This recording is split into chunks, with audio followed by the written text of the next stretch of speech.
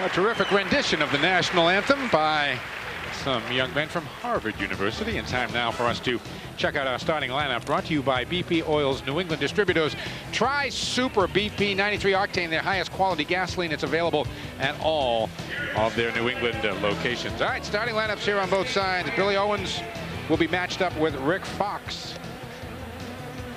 Kevin Willis and Dino Raja at the forward spots, the power forward spots. Alonzo Mourning and Eric Montross matched up in the middle.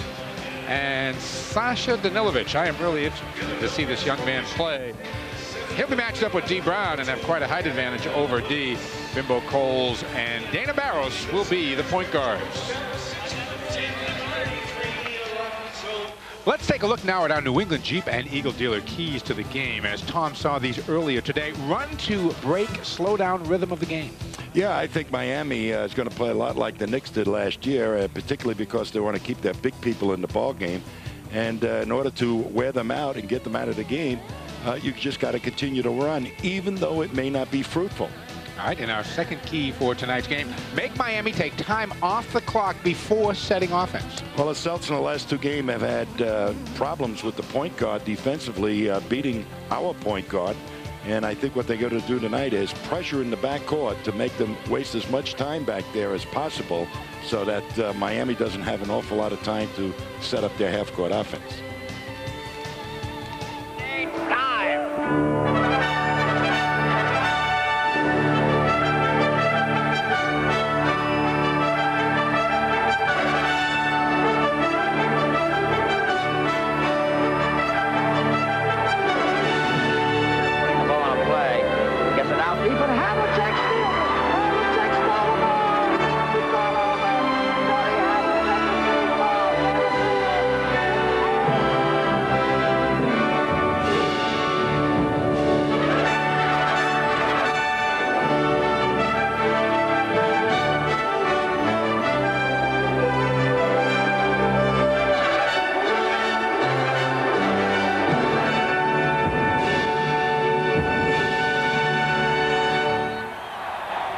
And now, introducing the Boston Celtics.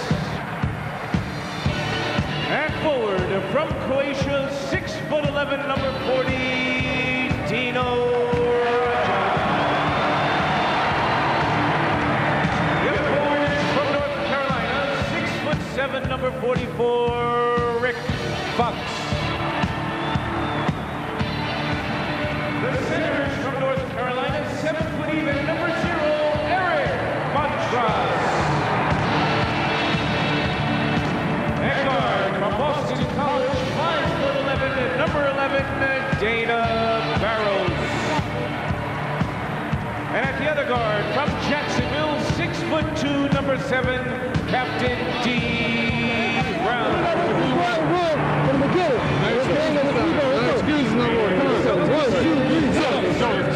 Assistant coaches Don Casey, Dennis Johnson, and John Kuster. Head coach M.L. Carr. We are just about set to go here on a Monday night, and for the first time this year in the NBA, we are going to have 3 officials. The NBA unable to reach an agreement with the regular officials, and so beginning tonight, they will go back to 3 officials on the game. It had been 2 previously to this. Tom Drakeford, Mike Maloney, and Scott Wall, and these are all CBA officials. And they were having difficulty with the 2-man officiating crew out of the CBA. And now let's see what 3 of them can do. And it's a completely different type of game when you introduce the 3rd official into the mix. Maybe they're more familiar with that type of arrangement, although I believe they only use 2 officials in the CBA games. That's right, they do. So this may be brand new for the positioning and all that's required to make a 3-man crew work. May be brand new to a great many of these officials that will be working until the lockout situation is settled. D. Brown gets the nod. Speed in the backcourt, perhaps, against Danilovic.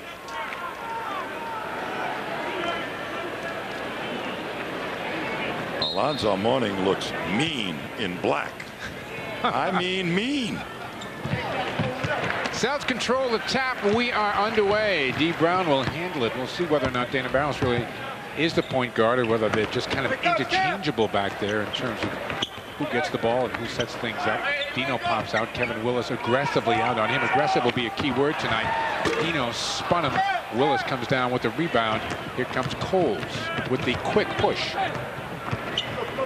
Owens looks side. Alonzo trying to spin away from Montross, and a foul down on the baseline.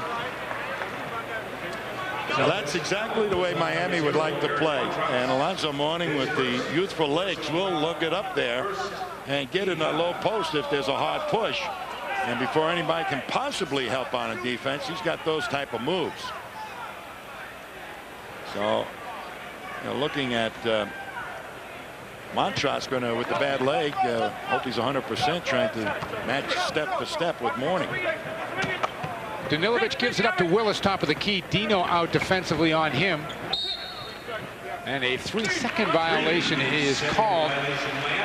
Bimbo Coles never got out of there. Was setting picks. Also trying to post up Dana Barros.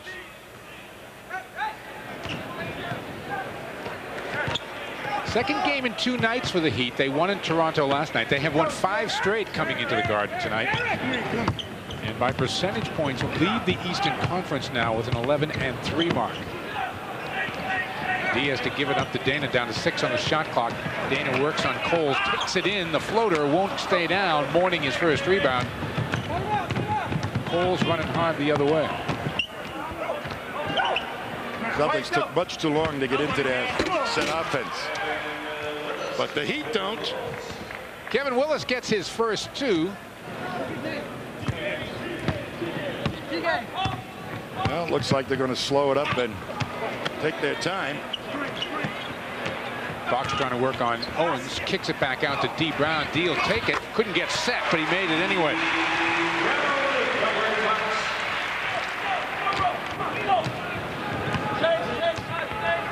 Mourning again setting up on the same side. Now he goes the other way. They go inside to Alonzo. No double team. He spins into the lane. The hook won't stay. Rebound to Montross.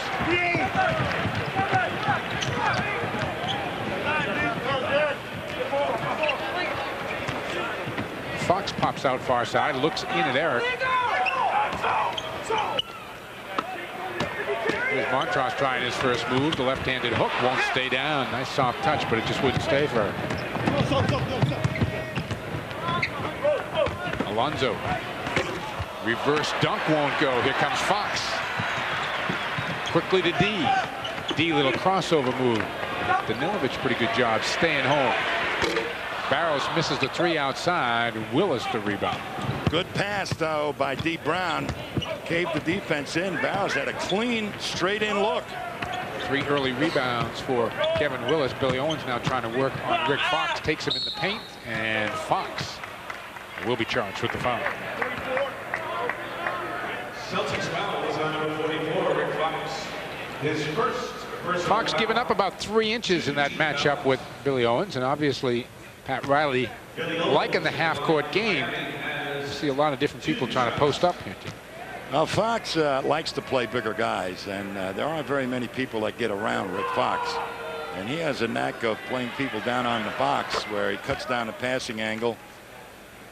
So defensively, he might be the most sound of all the players that the Celtics have on their roster on knowing exactly how to play a guy in each position. And they've had him playing power forwards at times this season. Owens taking a lot of time, misses the second of 2. The 4th rebound for Willis.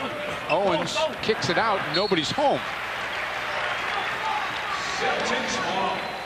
Owens will look for people, and you see a little missed trigger. Owens will try and find people easily, and he's capable of that passing ability to get you layups if you keep your eyes on him. The Celtics saw Miami once in the preseason, and they really smoked them up in Springfield. Yeah, but Alonzo wasn't there. No, he wasn't. Miami ball.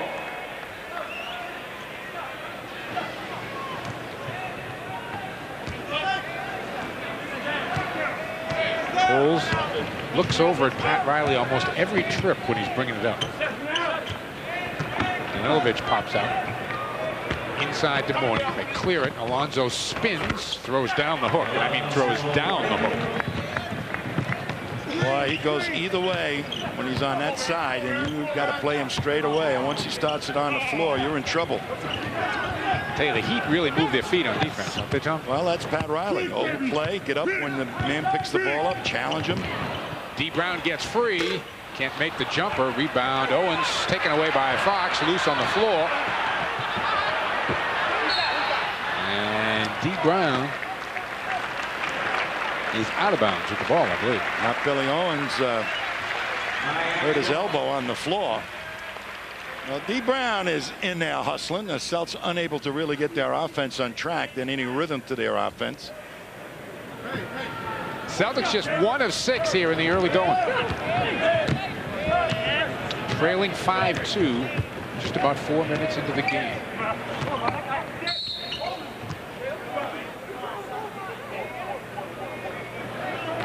Celtics foul is on number 7, D. Brown. D. Brown picks up his first, the third on the team. 3 team fouls.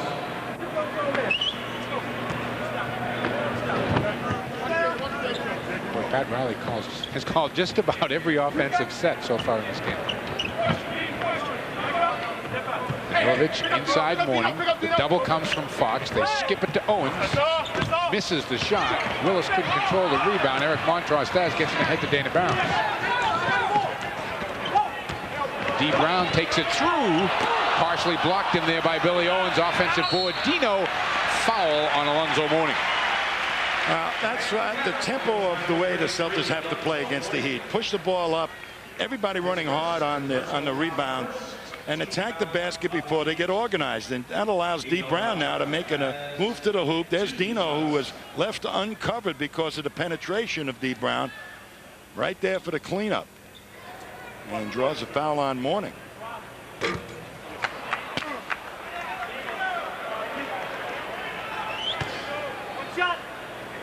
Dino Raja right now second in the league in defensive rebounds per game. You see 8.6 or 10.6 total. 8.6 of those off the defensive glass. Only David Robinson getting more defensive rebounds than Dino Raja. Well, Dana Barnes little in the backcourt. Gives some room on Bimbo Coles. Danilovic. Mourning comes down with an offensive rebound. Fall away won't stay down for him. Picked off by Montross.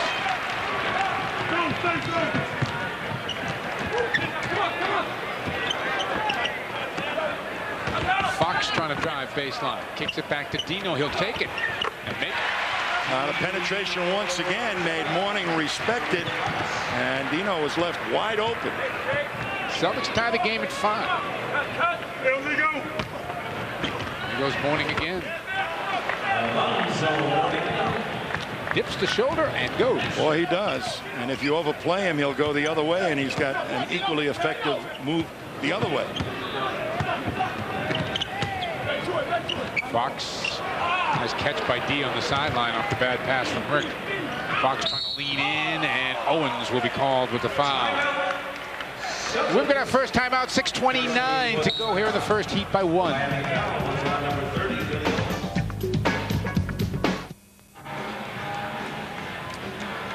Alonzo Mourning is a first-class load. You see him right now just take it to the middle, and Montross has got to play him straight away to respect that other move that he can make so well to the baseline. Here it is from a different angle, and he's got that little hook shot that so many of these big guys forget to use. And there it is in evidence on what a potent force that little sweeping hook shot can be.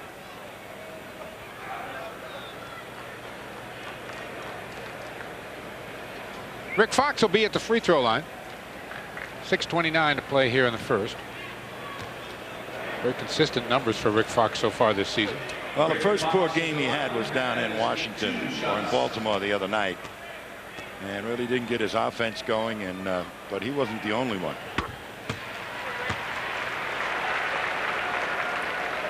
Came on the heels of that 33-point night the He night sure before. did. He was sensational the night before, and He had played just as hard out the night before to come up in that overtime, and then ultimately lose to the Nets.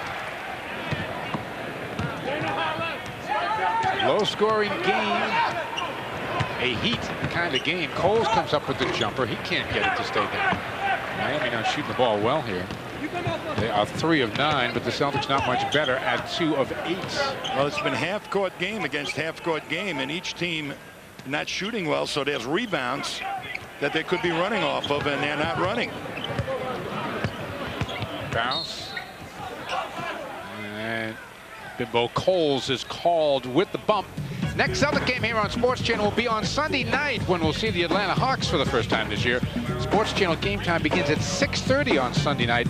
It's Celtic basketball immediately following at 7 o'clock. What I'm seeing, Mike, is that this Celtic team, the Heat team, has worked extensively on half-court defense. Boy, man-to-man, they are playing really well. Kevin Willis spins a couple of times. His hook won't stay. Dino there with the defensive rebound. Boy, now's the time to push it. Just keep pushing it, push it. Run them through, keep moving. You're right, though. Once you slow down, Miami gets set defensively. D. Brown, the jump shot over Danilovic. And Danilovic will be out of there momentarily, I'll bet, as D. Brown is the only Celtic starting to heat up. Boston with the lead at 9-7, their first lead of the night. Offensive foul. And Alonso called for an offensive foul. We talked about his ability to go to his left hand. Watch what he does now. Just digs into Eric. That's kind of a CBA call. Not sure what kind of call.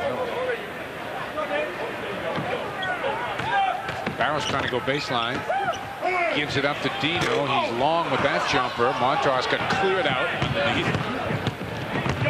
Coles the other way. Picked off by Dana Barrows on a lazy pass, and Dana will get 2. Now they're trying to hit the trailer coming down as Mourning had cleared the defense.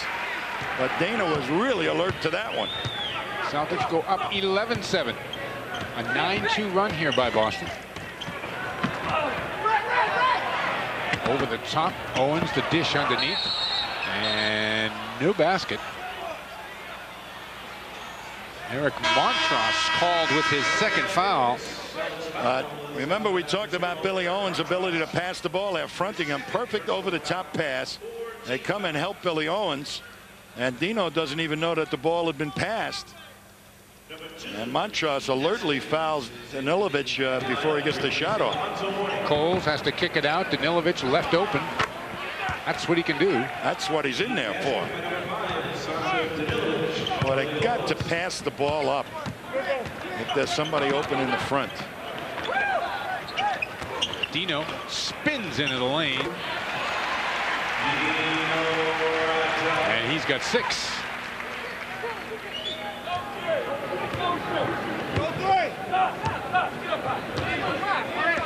Well, they're not getting up on him in the backcourt, Mike. And they're getting into their set offense at about 17 seconds, 18 seconds. Billy Owens with 2. Take your pick down on the box. All 3 of them are really good down there. Fox looking inside at Dino, and Dino is called for 3 seconds. 3:39 left to play here in the first. Eric Williams is going to check in, and Eric Montross will go out. So now a long stint for a guy that hasn't played for over a week, and didn't do badly. Yeah. And a chance, good substitution there by ML with Alonzo Mourning on the bench. Owens covered by the rookie Askins, who's played very well of late. Buries a 3. Rick Fox ended up having to pick up Dino's man. Dino went back and got his own man, and that left Rick's man on the perimeter wide open. He'd go back up by 1. D. Brown, the kick. Dana fakes the 3. Takes Coles to the free throw line. Back to D. He's going to take it outside. Won't make it. Rebound taken down by Willis. Gets it to Coles. He'd have numbers on the break here. Coles, Willis couldn't handle the pass. Danilovic, though, able to save it. Danilovic got it back, and he'll get to the free throw line. Nice little give and go there by Sasha and Bimbo Coles. 2:49 to go in the first, Heat by 1.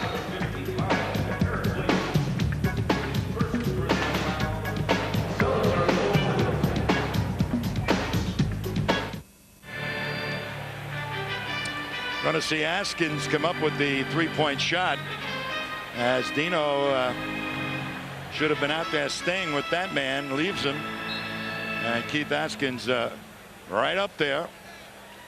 And the three-point percentage has already taken more three-pointers than he did all last season. And made more, too. Yep. So Pat Riley has found something good in his game and added it to the Heat's repertoire. Askins had a nice little 13 of 22 run over the last 3 or 4 games before last night. He was 0 for 2 up in Toronto. Here's Danilovic. Played for Bologna last year in Italy, and then went and played for Yugoslavia in the European Championships. Came over in the trade with Billy Owens from Golden State for Ronnie Cycling. Gets the long rebound.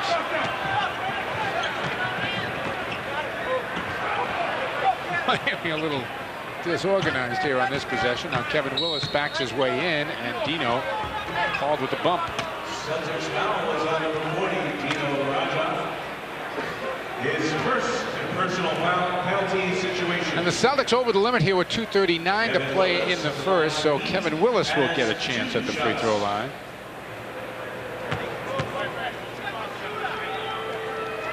Last year, this man was without his true center, playing the center spot, and he became the guy that was scoring a lot on the inside. But of course, his game will change with the addition of Alonzo Mourning, and I think his numbers will be significantly down. And this is the type of guy that doesn't like to see that happen.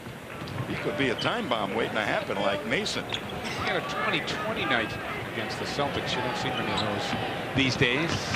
The end of March here at the Garden. Nice move by Fox on the baseline. Oh, that was a super move, and he went up and pulled it away and kissed it off the glass. Tough shot.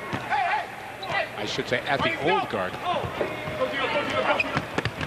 Owens goes with the reverse layup, and either Eric Williams, or yes, it is Eric Williams, picks up his second personal foul. You know, the Celtic guards are allowing the angle for the pass inside, and they should not allow the ball, if the man is playing down in the corner, not to step out below the foul line to receive the pass.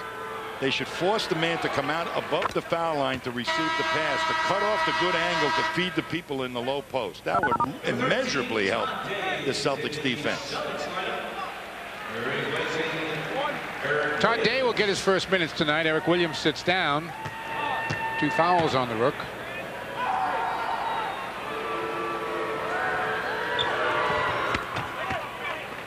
Owens makes them both. 5 points for Billy Owens. 4 points to Miami lead at 19-15. We're approaching 2 minutes to play here in the first quarter.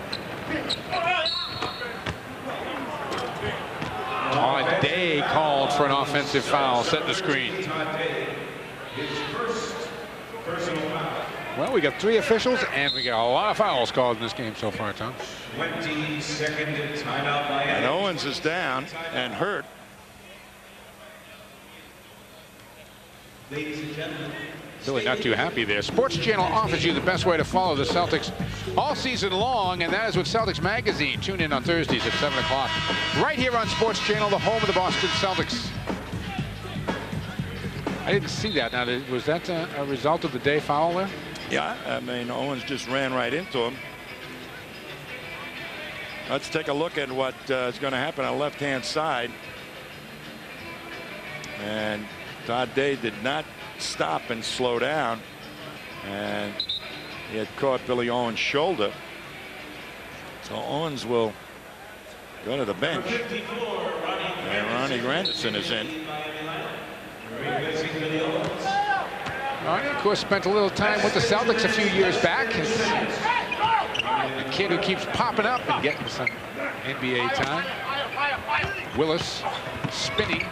Kicks it back out to Askins, fakes the 3 back inside to Willis. Willis will fall away, won't stay.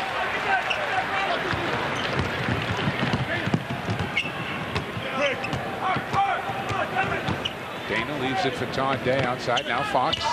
Fox, a lane to the hoop. Yes, and a foul. You know, once they start moving the ball, Rick Fox has been taking the ball to the basket beautifully all season long. And they're not even really running in this ball game. Look at this, as Willis has to go out and really respect Dino Raja. That leaves plenty of room, and once Fox had beaten his man, there was nobody else in there to stop him. 7 rebounds so far in the game for Kevin Willis. Miami by 2 in the ball. Alton Lister is going to be coming in a moment. He's got a gang of fouls in this game. Dana Barros called for that one. Dana Barros, his first personal foul, penalty situation. 9th foul in the quarter for Boston. Yep. Number 53, Alton Lister, is into the Celtics lineup, replacing Dino Raja. Bimbo Coles has 2 shots for the Heat. Coles, who played at Virginia Tech, makes the first. Now this kid really has tremendous skills, and they always kept looking for somebody else other than Bimbo Coles, and every time the Celtics were in town, this guy would explode against them. I'm wondering why they can't feel comfortable playing Bimbo Coles down here in Miami. Obviously Pat Riley is. Yep. D. Brown right around Danilovic.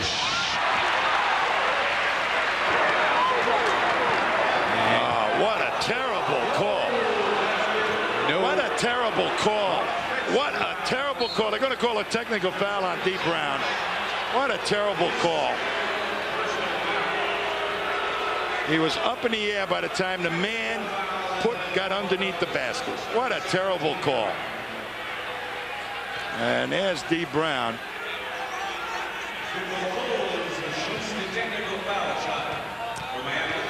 So we're seeing Celtics erupting now. That's the 10th foul call on Boston, and there's only been 4 called on Miami.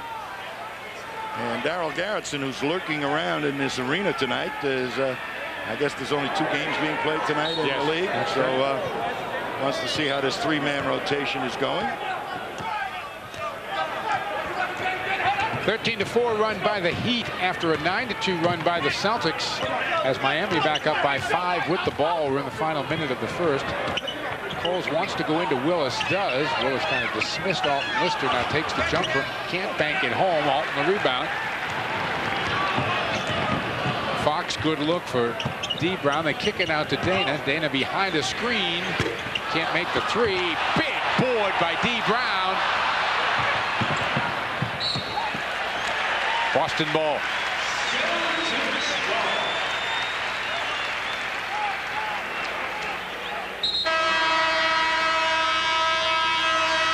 Dana comes off the pick and had a clean look at it.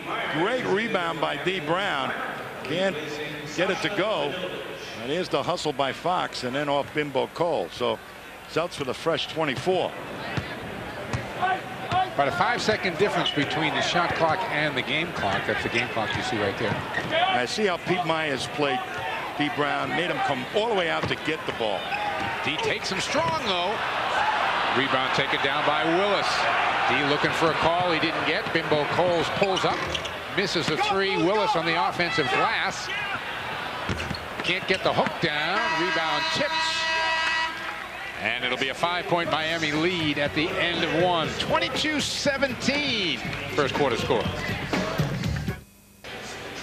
5-point Miami lead at the end of 1. Again, 3 officials for the first time tonight. And Darryl Garrettson, supervisor of officials, in the building. And we spoke with him earlier. Oh, if I gave him a grade right now, I'd give him a G. I wouldn't give him any lower than a good. Do you see what I'm saying? I think when you get to excellent, that takes experience. We got a lot of people that don't get excellence from me. I'm pretty hard on referees. If the press thinks they're hard on them, they're nothing compared to what I am. Well, he'll be a busy man later on then after tonight's performance so far. You said it, Mike. Not me. Myers outside, and a 3-second violation on Kevin Willis. That's one call I love to see called.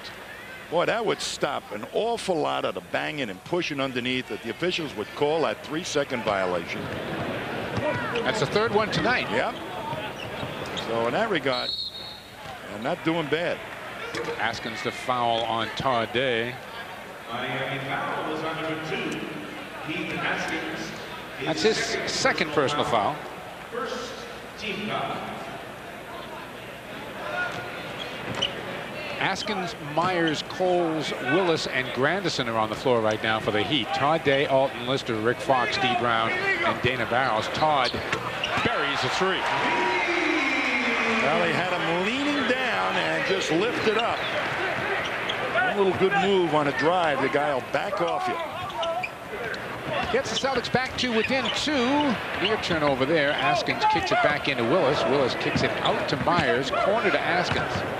Askins, a tough shot, and it's an air ball. That's going to be a foul on Grandison over the back of Rick Fox. His first personal foul. 2 team fouls. Kevin Gamble is going to check into the game, and so will Alonzo Mourning. Alonzo got an early rest in this one because of those 2 personal fouls. And Greg Minor will come in and get his first minutes here tonight for the Celtics. They come with 11 minutes to go in the first half.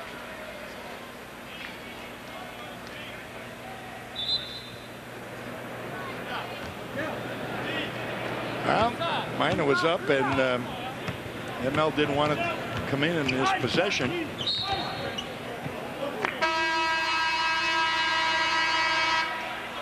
Offensive foul on the Todd Day picks up his second offensive foul. second personal foul. Number 9, Greg Minor is in the Celtics lineup. Replacing D. Brown. Fox from behind with the steal on Askins. Day from the corner misses a 3. Rebound to Kevin Gamble. He gets it ahead to Pete Myers. Again, Pat Riley up calling the offensive set. Gamble pops out. Looked inside, goes to Grandison. Grandison loses the handle, gets it back, and that's a traveling violation. It sure was, and it took the off official to call it, the man right in front. This would have let the thing continue. He was going to let that one slide. He was. Boston with 8 field goals in this game and 6 turnovers. Miami with 6 field goals and 7 turnovers.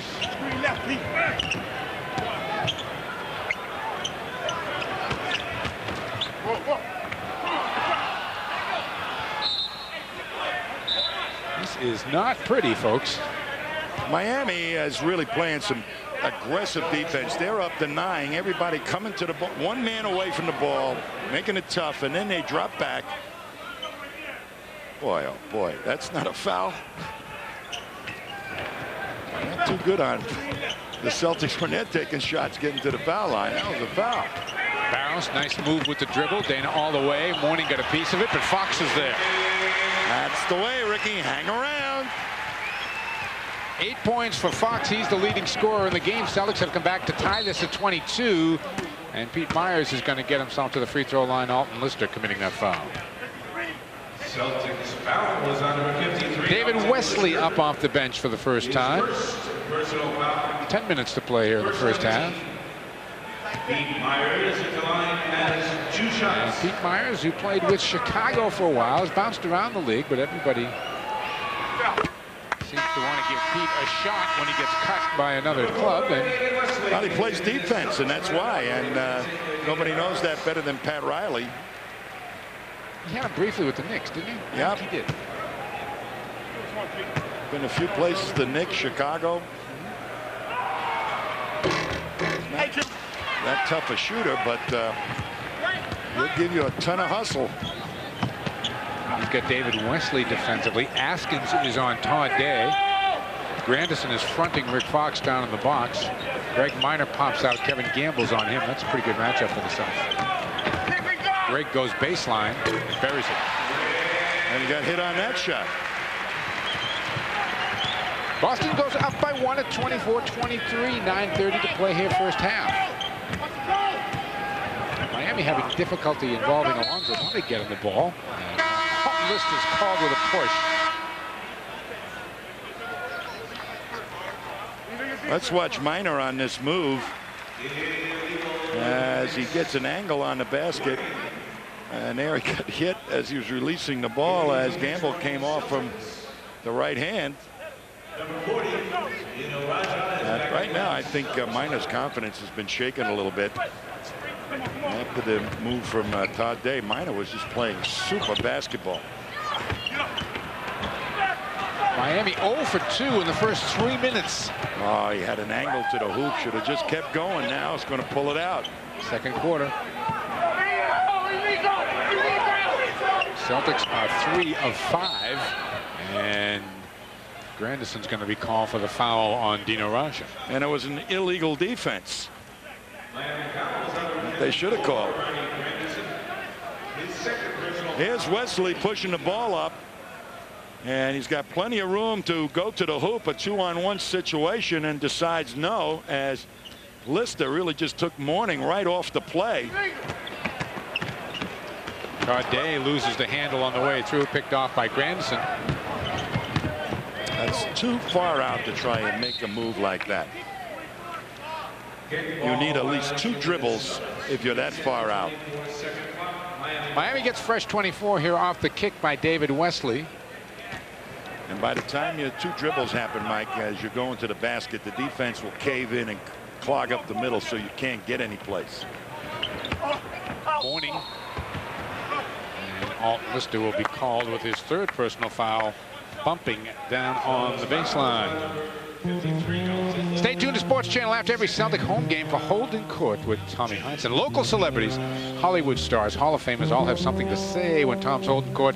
Tonight, Jerry Remy, Hank Finkel, and comedian Paul D'Angelo.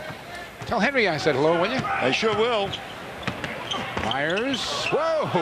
Well, he really wanted to pass that, and Wesley made it. Once he was beaten, went and got right into passing lane.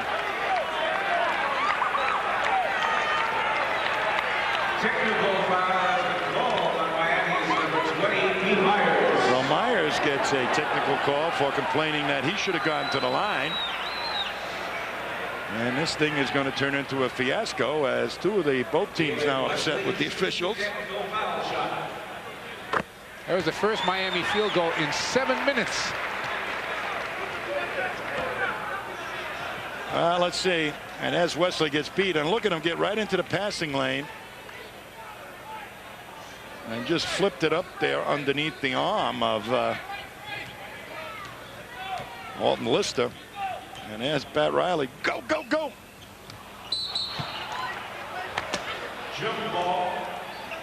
Jump ball called. Right. There's a lot of lip in this game. Right. I mean, there's a lot of blame some of these. Todd Day's trying to do things that aren't there right now. He's trying to force the play. It's just not there. Yeah, I agree. From that far out.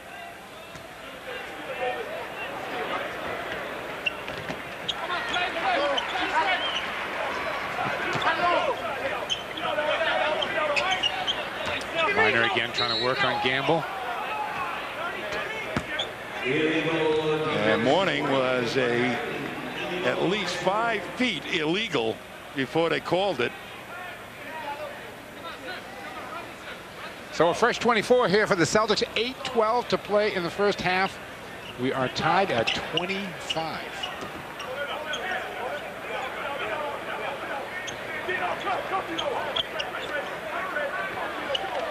Dino trying to get to the spot with Grandison on him. Ball tipped away. Dino is called out of bounds. Timeout. A timeout. All right. 22nd timeout. Charge to the Celtics. I tell you, the fans in this building right now are on their hands. Sominex. Oh, is it quiet in here? This is a Sominex crowd. They're just drowsy. You want to wake them up, Mike? What are you going to do? Well, think of something. That might wake them up. They'll do coming up this week. All right, here it is. Do it. Taking a look ahead. St. John's and Syracuse will play basketball here on Sports Channel tomorrow night. I'll be doing that game, T. I know. I hope you tune in. I will. On Thursday, be sure to watch Celtic Magazine at 7, followed by the Yukon Lady Huskies taking on West Virginia at 7:30. I'll be doing that game, too. I'll be watching. I hope you tune in. All right. Thank you very much. Did we wake him up? What's going to wake me up? Greg Minor. A floater. Ooh, he'll get to the free throw line. Kevin Gamble picks up a foul, and why not, seeing that just about everybody else has one in this game. That's 14 fouls here on Miami, 7:53 to play in the half. Greg Minor at the line for Celtics has Greg will get 2. Miami scored 3 points here in the first 4+ minutes of the second quarter. And they forgot their bread and butter man, which is Alonzo Mourning. They just have not gone to him. 27-25 Boston. Again, Riley up calling the play. The more they don't go to Mourning, the more somebody else has to score.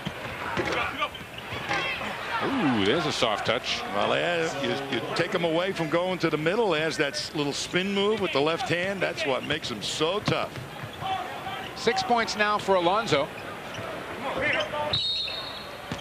And it's about time, because Granderson has just been muscling Dino for as soon as he came up the floor. He's got an elbow in his jersey. And that's when guys start getting mad. And that's when fights start breaking out. And that's what the Knicks used to do. And that's why everybody hated the Knicks for the last couple of years. And they put the hand checking rule in to do away with stuff like that. But they don't recognize that Miami is doing exactly the same thing that the Knicks used to do. Number 42, Kevin Willis back in. Ronnie Grandison. A little something to say to Mike Maloney, the official, as he goes out. Dino will try to make the second of 2 here. We're tied at 27. And Eric Montross is going to come back into the game for Boston. 7 points for Dino. Rick Fox with 8. They've got 15. Boston's 28. Wesley picking up Myers 3/4 court. Askins swinging around. Askins into the paint with the left hand, rejected down there. Alton Lister. That woke the crowd up a little bit. Now that's what you got to do. Didn't have a good shot. Pull it out now. But somebody might have been free. Illegal defense called on Mourning once again. As Dino, as soon as Mourning started to look at the ball, went right behind the three-point line. Watch Lister's block coming up here. Good move. Knew exactly when to make the move over. And timed it perfectly. Alonzo not happy with that call.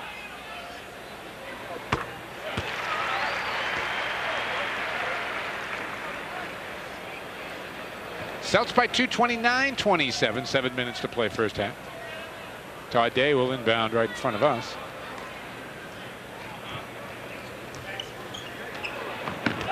David Wesley dips his shoulder.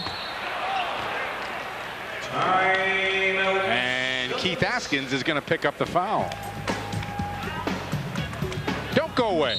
We will be back. 2-point game, 29-27. You look at that young man right there and you want to say, are you fan enough? Well, can you endure the Ultimate New England Sports Tour? If you think you can, then we want to hear from you.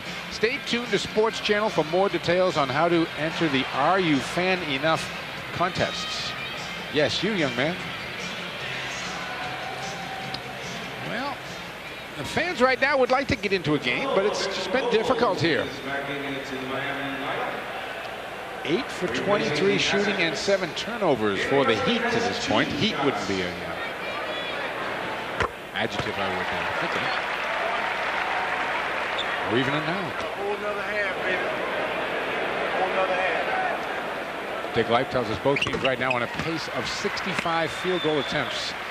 And that's the kind of stuff that keeps Tom awake late at night. Oh, boy. Agita. I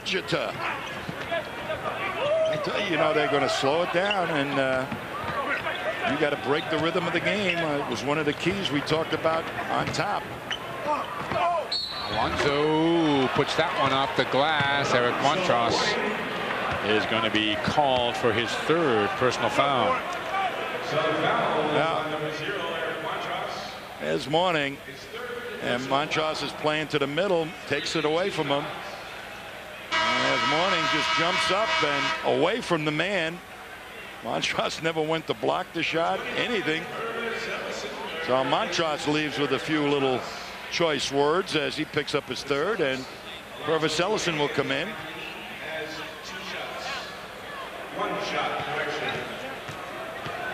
Purvis Ellison will get a shot at Alonso. I'm not sure that's something you want a shot at. That's right. Yeah.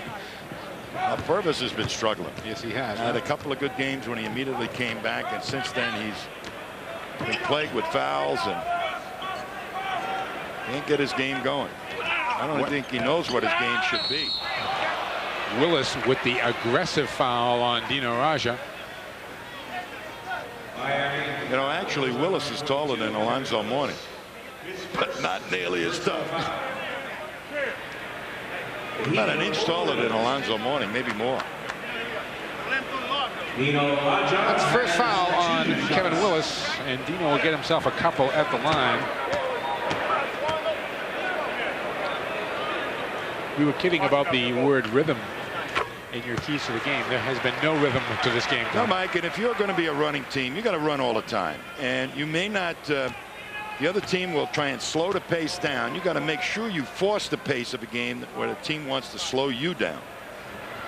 And that's what the Celtics have just easily fallen into the trap of slowing their game down. That has been offensively very productive. Gamble finds Coles into Willis. Oh, Willis misses the easy one. He kept looking to see if he was going to trip over Dino. Never put his eye on the rim until way too late. Willis is 1 of 7 from the field. Dino for 2. Good up fake by Dino. Spin move off Willis. Alonso had to respect that fake. 4-point Celtic lead. Bimbo Coles into the paint for 2. Wesley trying to push it back in a hurry, dips the shoulder, kicks it back to Purvis, the trailer. Purvis leaves it for David Wesley. Back rims a 3. Myers the rebound. He's got Coles and Willis with him.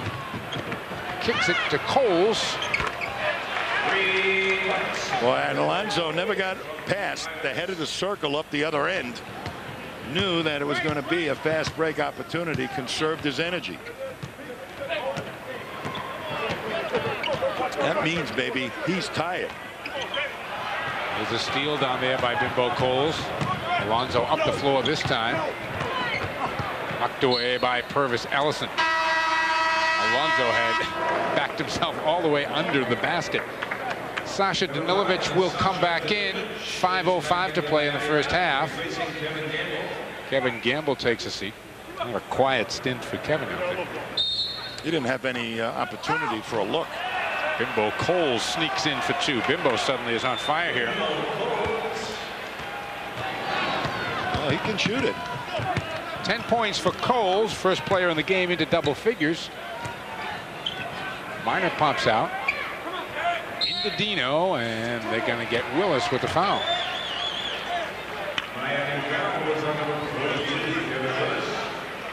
His second personal foul. Second foul on Willis. I'll tell you one thing too, Mike. These officials are nervous because Darryl is in the building, and when he says I am harder on them than anybody else, that's what they're nervous about. Yep, I think you're right. All right, Dino.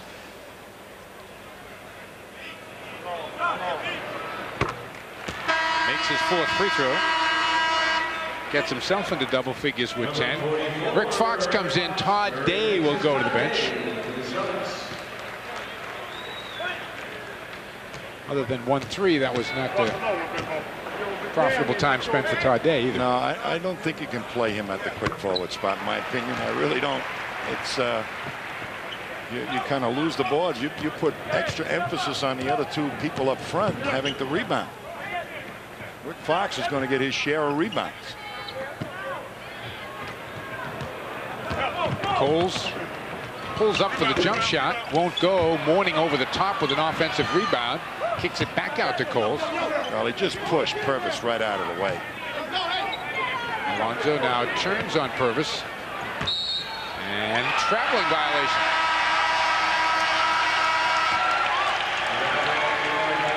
Anybody that uses a side-to-side fake now is automatically called for a walk. Now, I don't know if he walks on this. I don't think he walks. No. Okay? But anybody that makes a side-to-side fake, they see this so infrequently that they automatically whistle it as a walk. It's a bad call. Well, it's taken a pretty basic move out of the game. This nice sure play. has. Dino unable to convert that jump shot. Here's Myers the other way. Behind Danilovic. That was a terrible pass. 9th turnover for the Heat. Under 4 minutes to go in the first half. 37-36 Miami.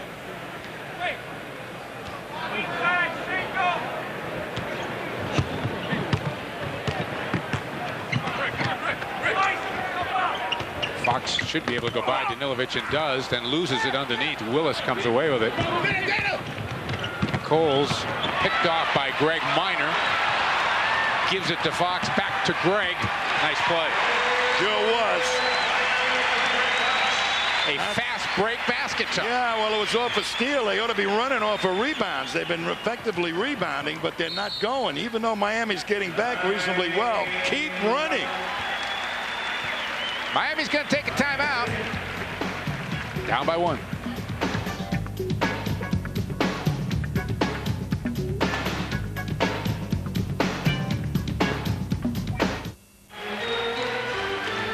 The run game few and far between, and here is a great pickoff. Laying in the weeds was Greg Minor. Off he goes. One defender back, gets it to the other man, turns him, and that allows Minor to make a clean layup. Early report from the Miami bench, a separated right shoulder for Billy Owens. He will not be returning tonight. He will be evaluated back in Miami tomorrow. And his right shoulder, too. Well, he's gotten injured almost every year he's played and been out substantial periods of time. Myers again with that left hand. And he's going to get himself to the free throw line. Celtics foul was on number 29, Purvis Ellison. His first. Purvis picks up his first. Celtics are over the limit. Boston long since over the limit. Myers has 2 shots for the Heat.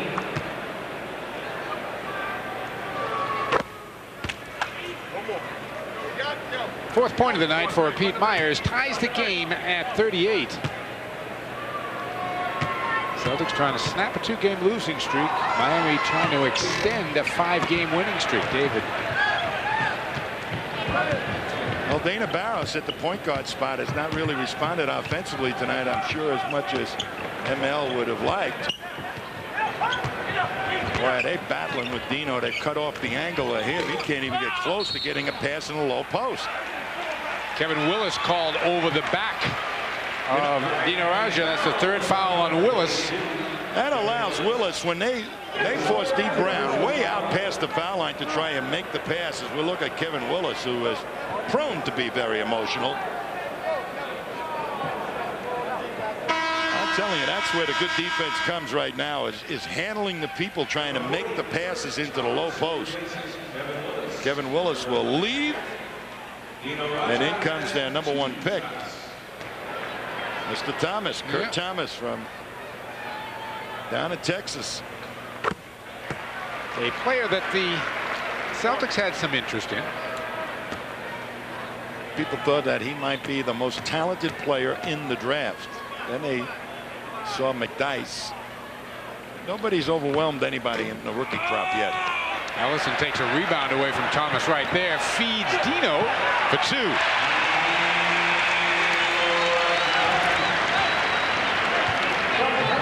Celtics open up a 3-point lead at 41-38 as we head for 2 minutes here in the first half. Alonso kicks it out to Danilovic. Myers back out to Coles. Skip it for Danilovic. Sasha into the lane for 2. Well, that should never happen. They were rotating so much around. Well, he's looking for a shot now. Can't find it. Yeah. He was right on with that one. Just front rimmed it. Myers the other way. He doesn't front rim it. 7 for Pete Myers, and Miami jumps back out by 2.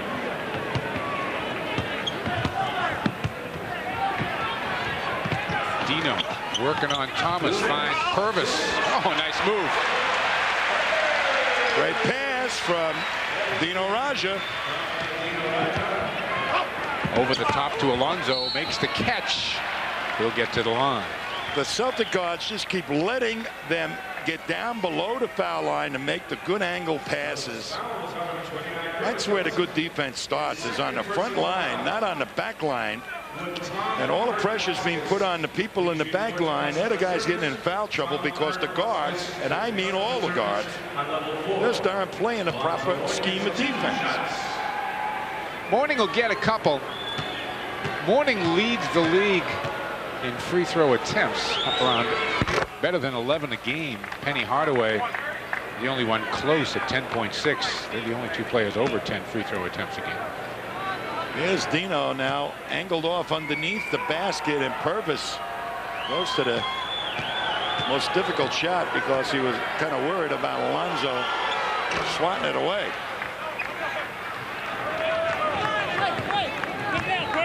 .45-43. Celtics go right after rookie again. There's an easy 2 for Dino. Didn't see any Brahma Bulls like that down in Texas. I would have roped him. Coles loses it on the way through, and it's going to be Boston ball. Celtics ball.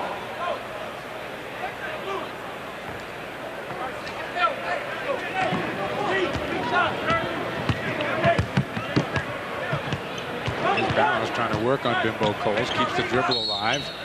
It's going to be a foul on the rookie Kirk Thomas.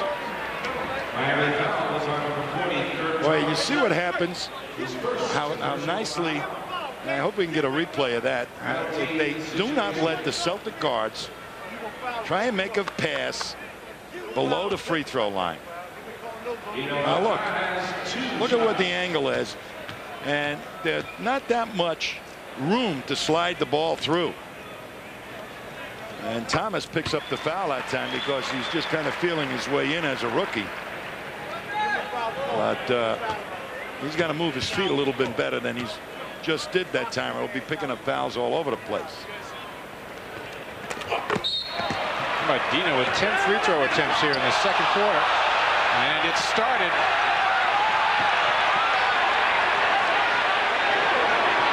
Well, the kid is upset, and he went right after Purvis, hit him in the chops with an elbow, and then went after Purvis. And it'll be a crying shame if Purvis, any way, shape, or form, is involved with any sort of dealings by the league. And they're going to say, Thomas, go by.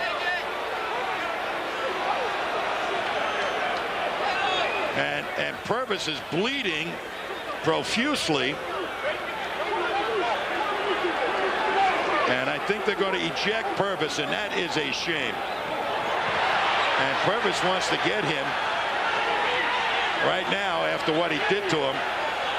And they're going to throw Purvis out of the ball game. Somebody's got to get a hold of Purvis here is what's got to happen. And keep a hold of Purvis. This game was destined to erupt.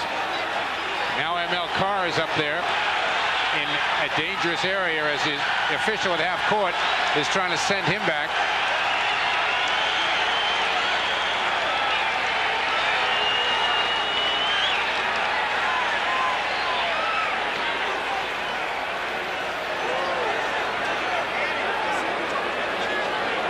Let's see. I'm sure we're going to see, if we can, what happened underneath the basket. Purvis took an elbow in the chops real bad. Let's see what happened if we can. Left. There it is. Oh, he hit him with the left hook. Yeah, and he hit him with an elbow to begin with. Let's see it again. There was the shot on the rebound, and then he pushes him away and hits him again. And Purvis was bleeding from the first shot, not the second. And you know, the way Rod Thorne adjudicates these things is like trying to be Solomon. Everybody gets fined, and I don't believe Purvis Ellison should have got fined on that one. He got hit twice. He did.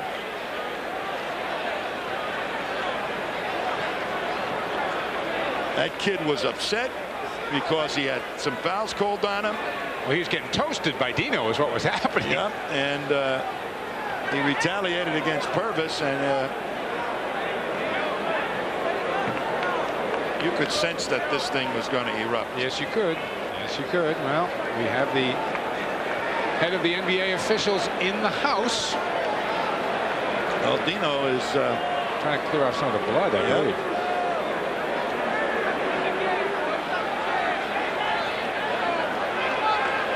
Purvis just, I've never seen a player as upset as Purvis was, because he got away one time. He started charging up the floor right there.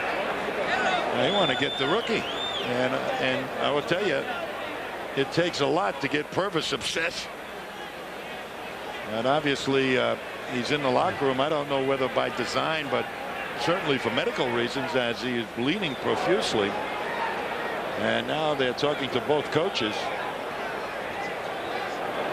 It appears they have thrown two players. Well, that's a shame. That is absolutely a shame. Purvis went to the sideline and only started going after him after he saw all the blood. And he was held, and he didn't hit anybody. And obviously Purvis cut badly inside the mouth, because I mean there was a lot of blood. I mean a lot of blood.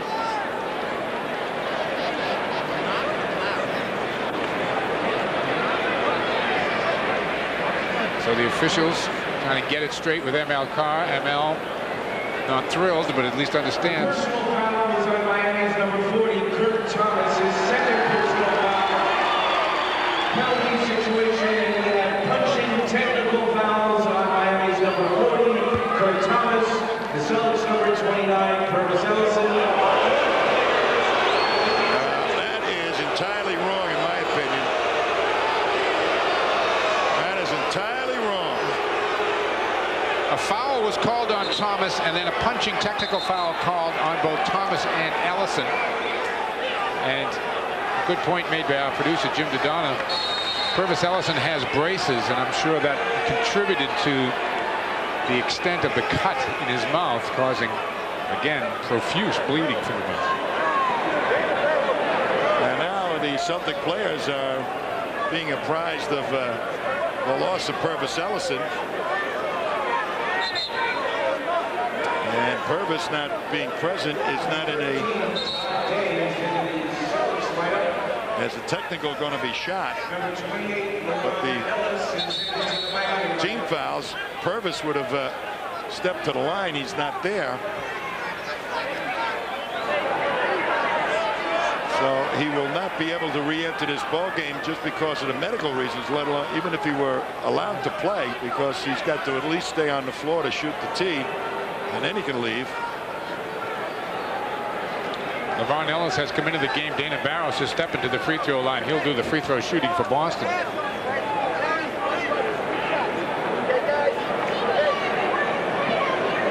Ellis, number 28. He doesn't play much. Ex-Syracuse center down there next to Dino Raja with his back to you.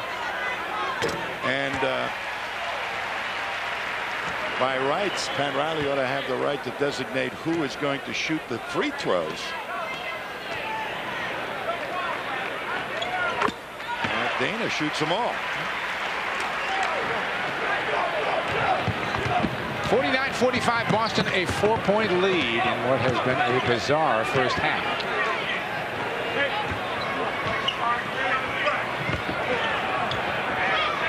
Myers nearly picked off by Dana Barros. Myers gets it back. Myers takes it into the paint, gets the roll, and he'll get to the line. I tell you know who has been a real peacemaker out here through all this, both with his own team and with the Celtics, is Alonzo Mourning. Yes, he has. Team limit. Pete Myers has 1 shot. Mourning has been around and trying to tell his players not to jump around, and he was quick to try to remove Thomas. And some other players tried to come up and make some peace with ML Carr while all the talking was going on. 10 points for Pete Myers here in the first half. His season high to this point was 14. Heat back to within 1. Inside Dino, who's had a field day, and he continues to. And Mourning is just backing off right now. Doesn't want to get in foul trouble, knowing that Billy Owens is gone and Willis is in foul trouble. I think knowing, too, that anything's going to be called. See? You know anything's going to be called. Good loss. Whoa. His second personal foul penalty. Second. Well, Tom, I got some great news for you, bud. Yeah. We have just been told in the headsets that NBA officials have come to an agreement with the league. Miami has 2 shots.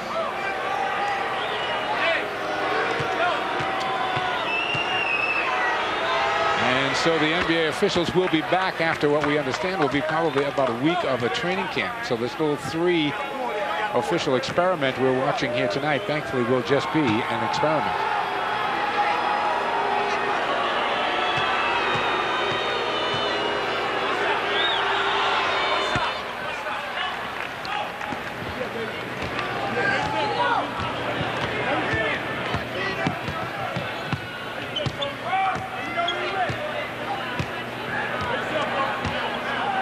Four-second differential between the game and shot clock.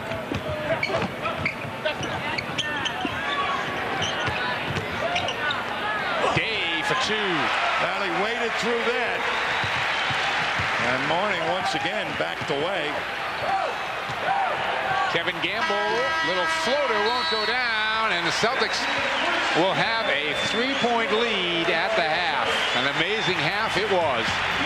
53-50, halftime score.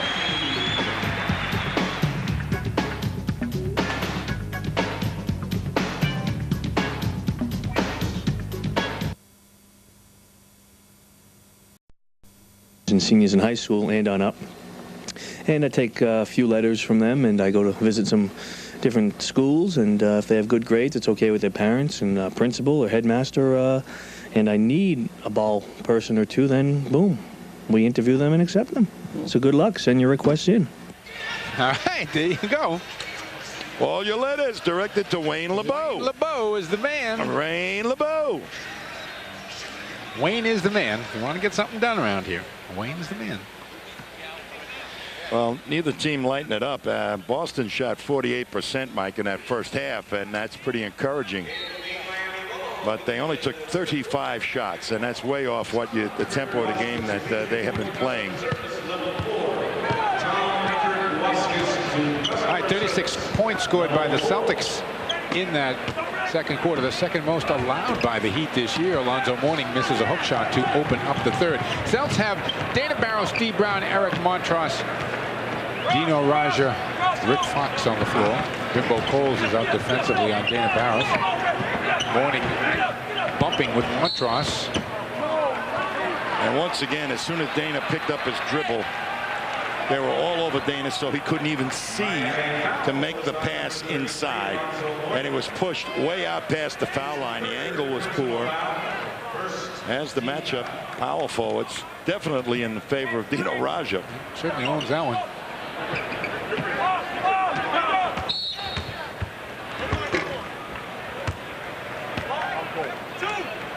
Miami foul. Oh, we're picking up right where we left off. Well, they've been forced to go to a Danilovic at the quick forward spot. Rick Fox ought to have a field day. Oh, what was that? And Myers backing it out into Willis. Willis has had a rough shooting night.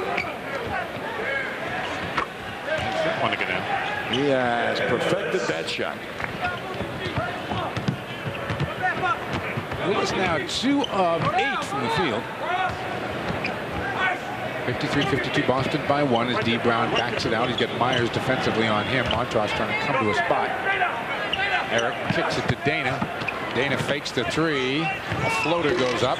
It's short. Tipped and controlled by Myers. Up quick to Danilovic. Over the top. Alonzo. Bad pass by Danilovic, but it comes right back to Bimbo Coles. Eric should have let that go. Ooh, that's a travel.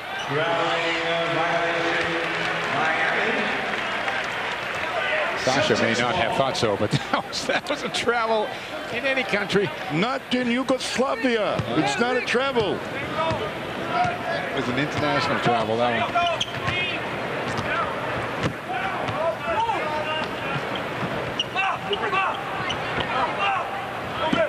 Montross backing his way in, and an illegal defense is called on Kevin Willis. And that'll put the Celtics at the line. Looking at our keys to the game on New England Jeep and Eagle Dealer. Keys to the game. Run to break, slow down rhythm of the game. Well, Mike, they may have 4 fast break points here, but Miami has 3.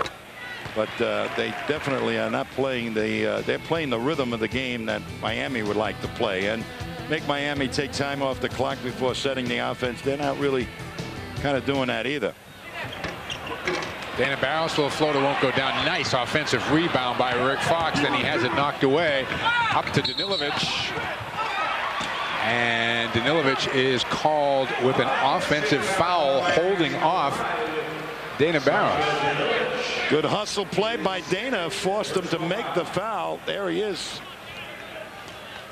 Holding Dana off. And that's a pretty good call. I didn't see that first time. Sasha's having a rough little stretch here to open up the 3rd. Michael, what they're doing, Pat Riley's teams are going to be very aggressive on defense, and they are renowned for overplaying you and getting physical, smacking at the ball. And over the years, they have relied on the fact that the officials are not going to make every call. Eric Montross turned and threw a fastball at Dino Raja. And Dino turned around and said, good pass. Yep. That was charitable of Dino.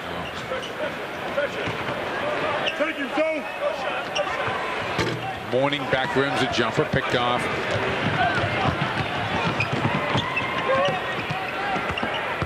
D trying to push it all the way. Won't stay down. Tipped in by Montross. Clean-up rebound. It wasn't exactly what you'd call a super fast break, but the defense never did get organized. Celtics a 4-point lead. Morning trying to spin on Montross, and Eric's going to be called with the body on the baseline.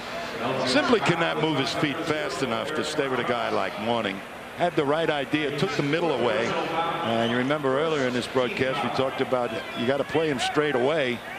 He took the middle away and he showed him the baseline. And then if you do that, you better move your feet real fast to close that move down if he makes it. Myers is short. Rebound taken by Fox. Celtics by 4 and the ball. Make it 6.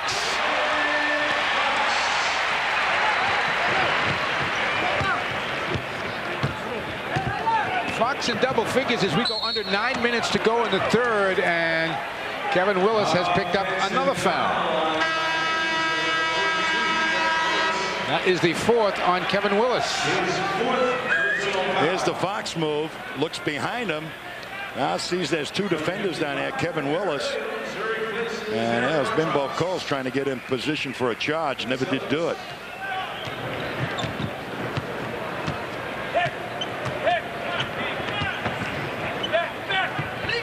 Dana tees one up and makes a 3. Wow, that was a great play by D. Brown. As Dana's man went to pick up the roll man on a pick and roll, Dana was left wide open on the catch, went right into the shot. Beautiful. 71 straight games with a 3 now for Dana Barros. And the Celtics with their largest lead at 61-52. And he's only 8 away from the record. There is, and there is the man late getting out to Dana, and just on the catch, the pass was delivered right at the letters, so all he had to do was catch and get it going to the basket. And that cut down on the time that the defender had to react and bother Dana. You know, and Dana is a very small man. Even when he's on a perimeter, a guy can cheat a little bit longer off of him and further off. So you really got to deliver the ball to him at the letters.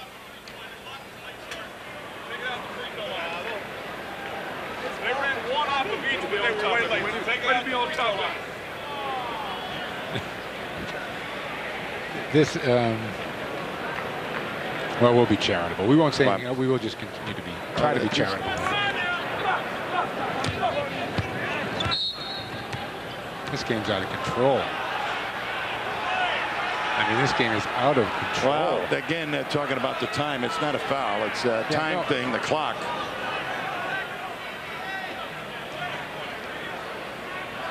Come on, Peter. Yelling at the clock operator.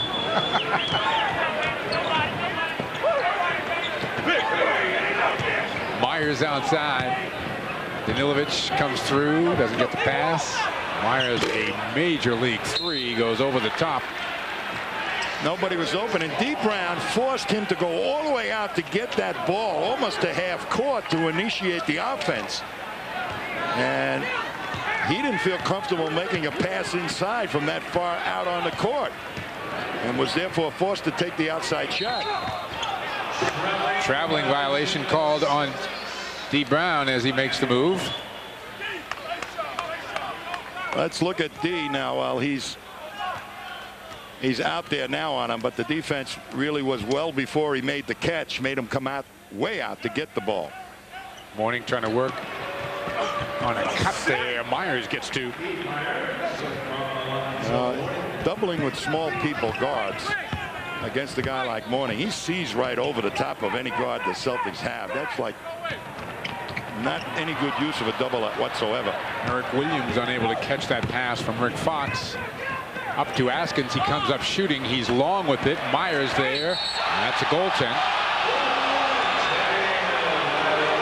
I don't know if it hit the board or not, but he got it sure on the way up. I don't think it hit the board. Let's see. Well, still can't tell.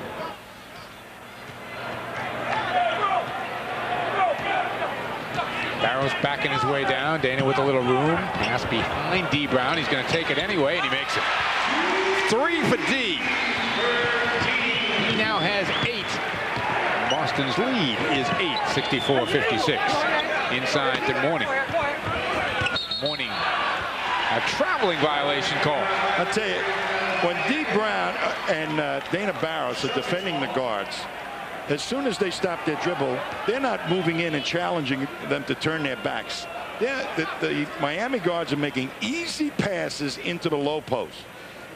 And you watch how difficult it is for the Boston guards to make passes into the low post. We're approaching 7 minutes to play here in the third. Celtics trail by 5 at the end of 1, led by 3 at the half. They'll open that up now to 8. Fox fakes the 3, takes the 2. Rebound Mourning, gets it to Coles. Coles loses the dribble, out of bounds. Boston ball. We've got a timeout, 6:45 to play in the third. 64-56 Celtics.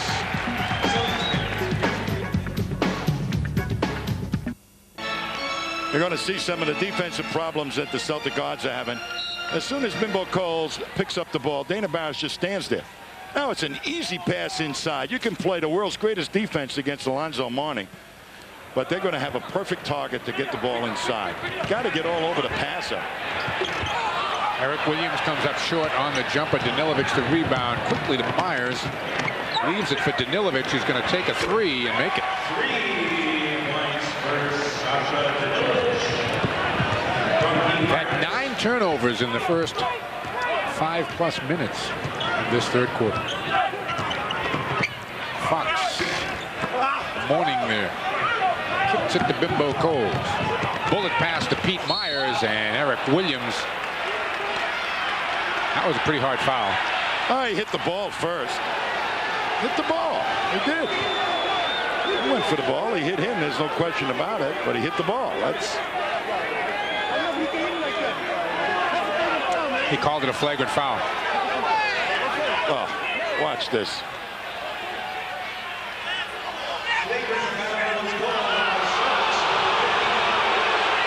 Those guys don't know what they're doing. And the player talked the official into it. The player talked the official into it. That's how bad these guys have become. Oh. 2 shots for Miami.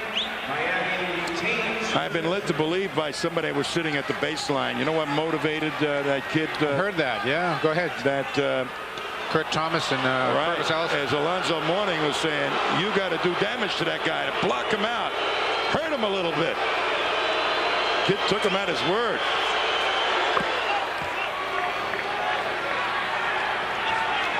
Pete Myers is having his best offensive night of the season.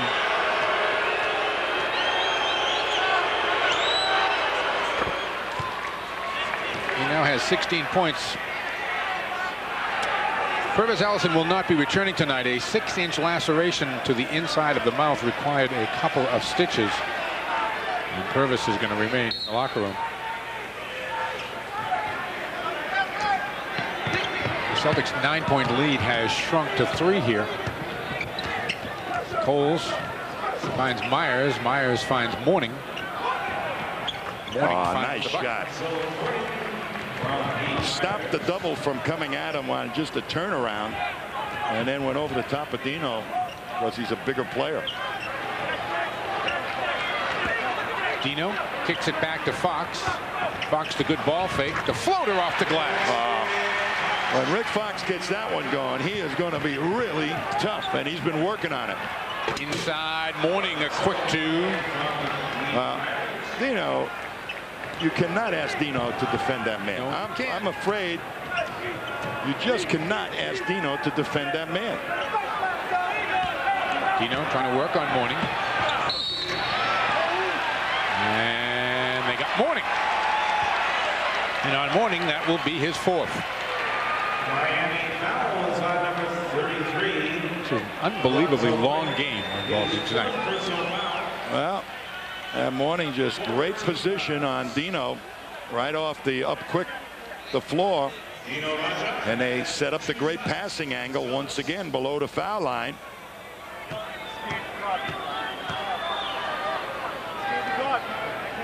You know, in all fairness to ML and some of his assistant coaches, they have been concentrating so much on the offense, which is what they should be doing, in my opinion, that they are late talking about the overall defense. But some of these things are kind of basic that they should at least touch on periodically. And when that guard picks the ball up, they got to get all over it. And they're not doing it. None of the Celtic guards. Dino 9 for 14 now at the free throw line, and Miami trailing by 2. Coles finds Myers.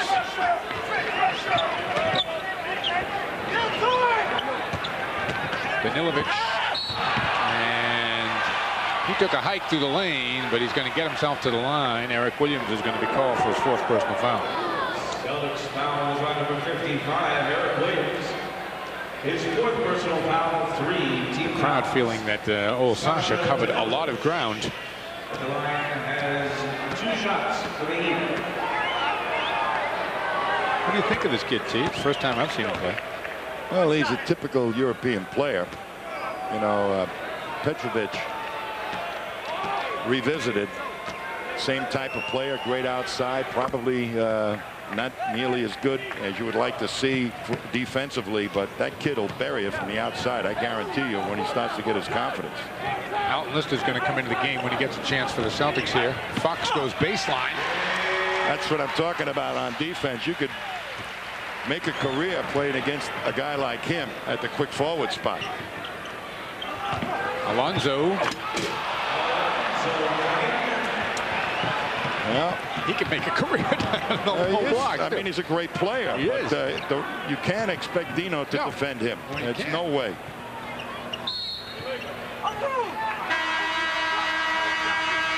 Illegal defense is called against Miami. That's the 4th one of the night.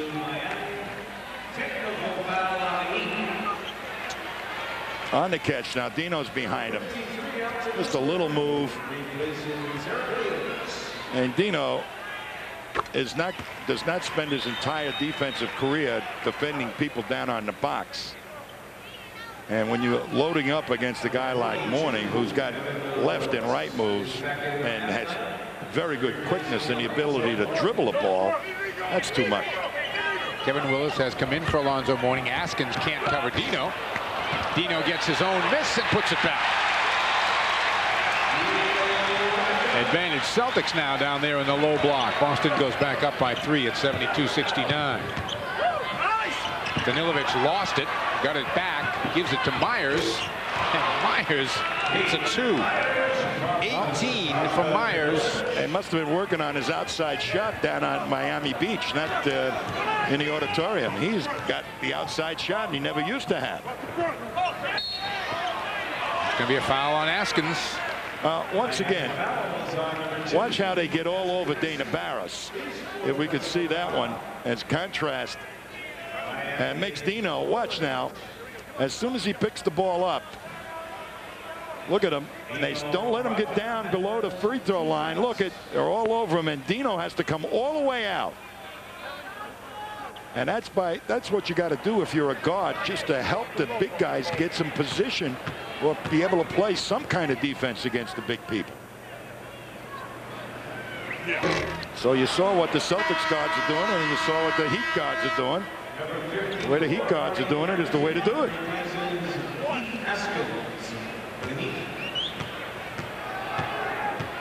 Dino looking for the second of 2. Boston up by 1. We've got 3:37 to play here in the third. Dino's really had a rough night at the free throw. Boy, he's got a fish on him. Granderson won't be able to defend him. 9 for 16 at the line. Coles. Boy, just a little head fake and he blew by Dana. Found a way to get that over Alton Lister too.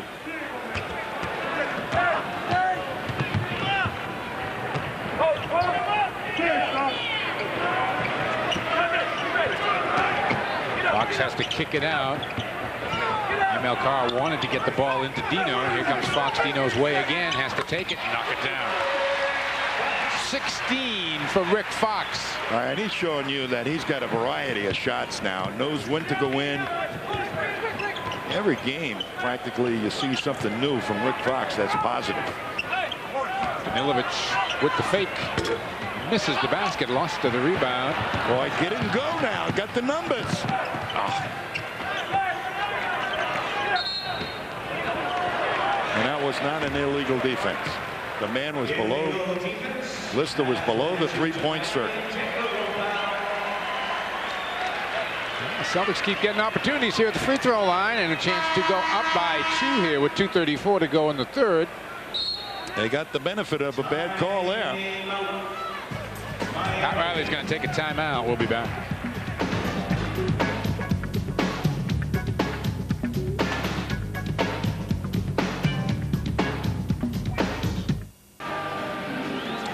You're going to see Rick Fox with some new tricks here.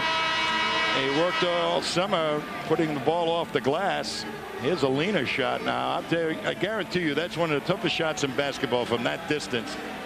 And he's softening off the glass. Now he takes it on the ground, sees the double team develop, steps away from it, and gets the jumper to go. So not an instant of anything but total knowledge of what he wanted to do and could do. That's confidence. Dee Brown with the tee. Boston by 2. 2:34 to go here in this endless game.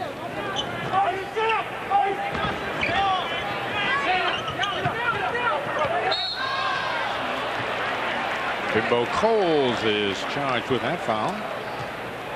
Miami foul is on number 12. On Coles, that'll be his second personal foul. Willis has 4. Mourning has 4. Askins has 4. Thomas has already been ejected, and Billy Owens is gone with an injury. Celtics have had Ellison ejected. Montross and Williams have 4 apiece. It's about 9:33 here in Boston. Usually the game's over by now. We're not even through the 3rd quarter yet. Now we had a major altercation. Some major ejection. whistles. 2 players. 43 foul shots in the first half. And that was the 57th free throw of the game. 77-73. It's a 4-point game. Celtics have the lead. Coles goes inside. Myers finds Danilovic. Danilovic stripped by D. Brown. Nice play. Gets it ahead to Dana Barros. Good play by D. Brown. Pat Riley now starting to work the officials a little bit. Coles takes it down the lane. Too hard off the glass. Willis. And a jump ball is called.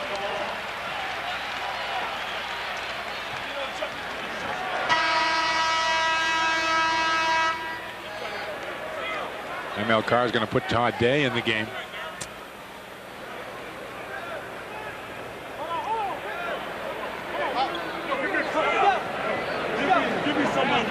Kevin Willis and Dino Raja will jump it up.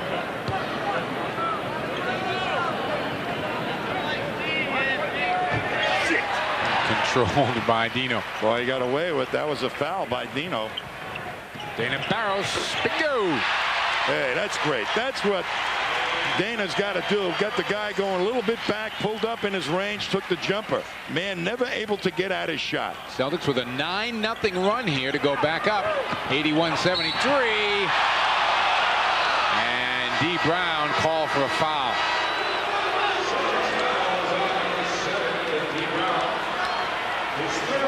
That's the 3rd on D. Good spin move. Oh, wow. Let him play. Let him play, will you? Come on. Boy.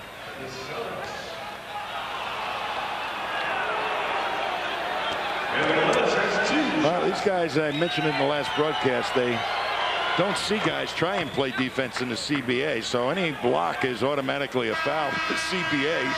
So they're not well schooled in people trying to block shots, so I can forgive them that. Gamble in for Danilovic.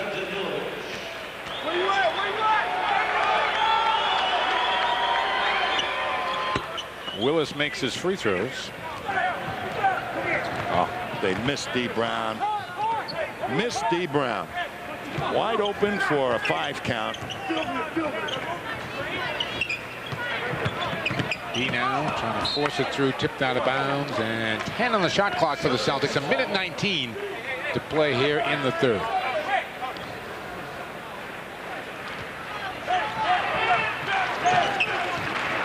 Dana Barros strong to the hole for 2. Ah, that's it, Dana.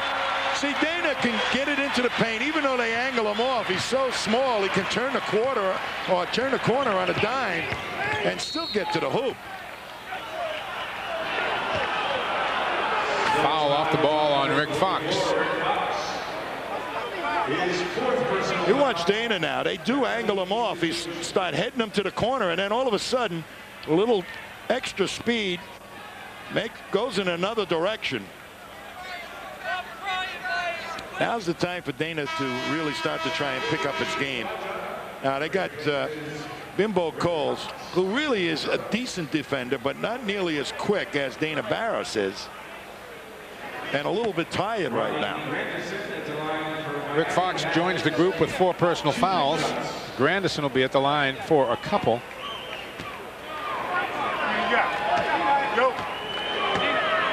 This kid's a solid player. Looks like he lost a little weight since he played up in Charlotte, right? Charlotte for a while. Yep. Where else was he? Oh, wow. Where else was Granderson? We'll find out in a minute. Hard to keep track of these guys. That's right. He went on the expansion someplace. I don't know if he went to Vancouver or Toronto or what. Now look at that. Tough pass to Dino. Had to step out. Rebound taken down by Willis. Myers, the dish to Gamble.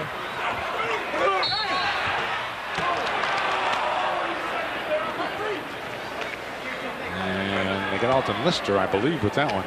Celtics foul is on number 53, Alton Lister. His third personal foul. There it is. They're all over the passer. Look at how far Dino has to step out to get it. That's not where you want your low post people have to get the ball. Greg Minor will come back in for the Celtics. Greg, with only 7 minutes to this point in the game, 39 seconds left to go in the third. Alton Lister will sit down. 3 personal fouls on Alton. We may have some interesting lineups on the floor by the end of this game. Anderson misses both free throws.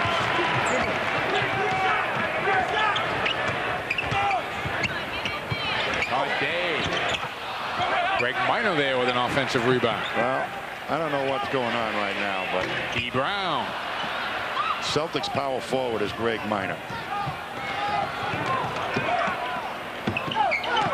Kevin Gamble. He can't finish. Rebound loose. Dana Barros has got it. Celtics got to check the clock here. They get it ahead to D. Brown. And a blocking foul is called. And D. Brown will get himself to the free throw line. Give that foul to Ronnie Grandison. He's got 4 personal fouls. You know who's got 4 personal fouls? I think I have. I gave you 4. I think I do. And if you keep up, I'm going to call a technical on you. Here comes Alonzo Mourning back in for the final 4.4 seconds of this third quarter. 11 now for D. Celtics have opened the lead up to 8 at 84-76. 53, Alton Lister replaces Dana Barros for the Celtics.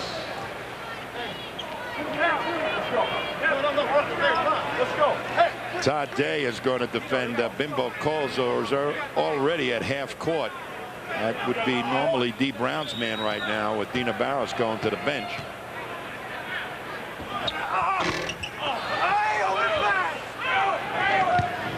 Myers lets it fly. Oh! He came close. We have played 3. Only 12 to go. 84-76. This is an 8-point game here. 84-76 as we open up the fourth. David Wesley, Dino Raja, Alton Lister, Greg Minor, and Todd Day are on the floor for Boston.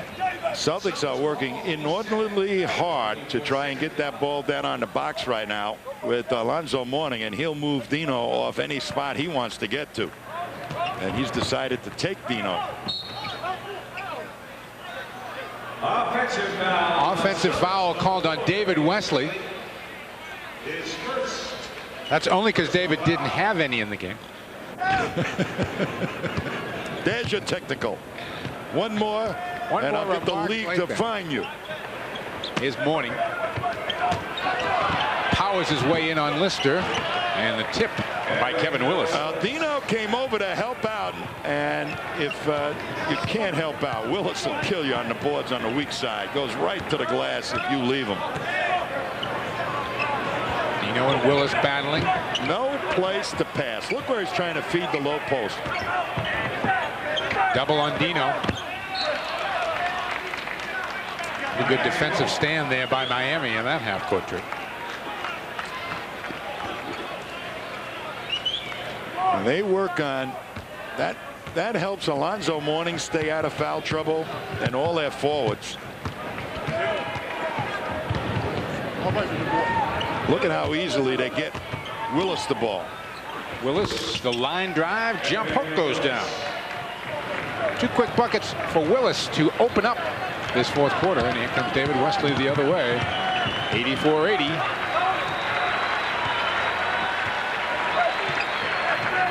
Dino comes out trying to set a screen. They jump out on David Wesley, and they're going to get a foul, I think, on Bimbo Coles. Well, as soon as they approach the foul line, the man jumps to protect going down there and almost forces you to go to the middle, particularly if somebody's coming up to set a pick.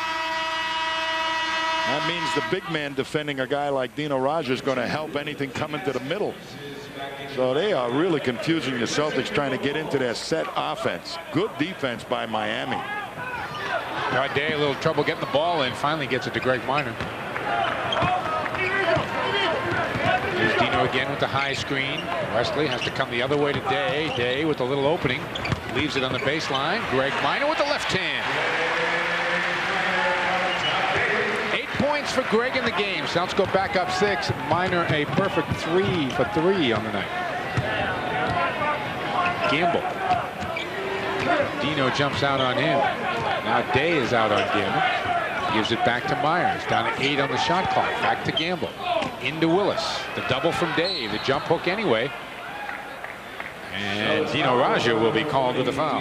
He got him from underneath. That's the third personal foul on Dino.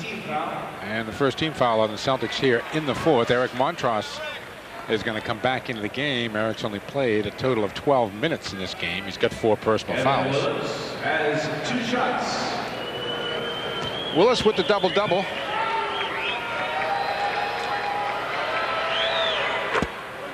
He's going to get a lot of double-doubles, I'll tell you, with Alonzo Mourning and people trying to help out. He will just, you watch his rebounds go up after they start doubling Alonzo Mourning, because Willis will streak to the boards.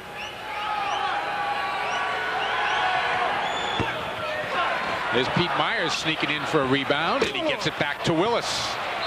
And ML Carr would like a 20-second timeout, and he will get it.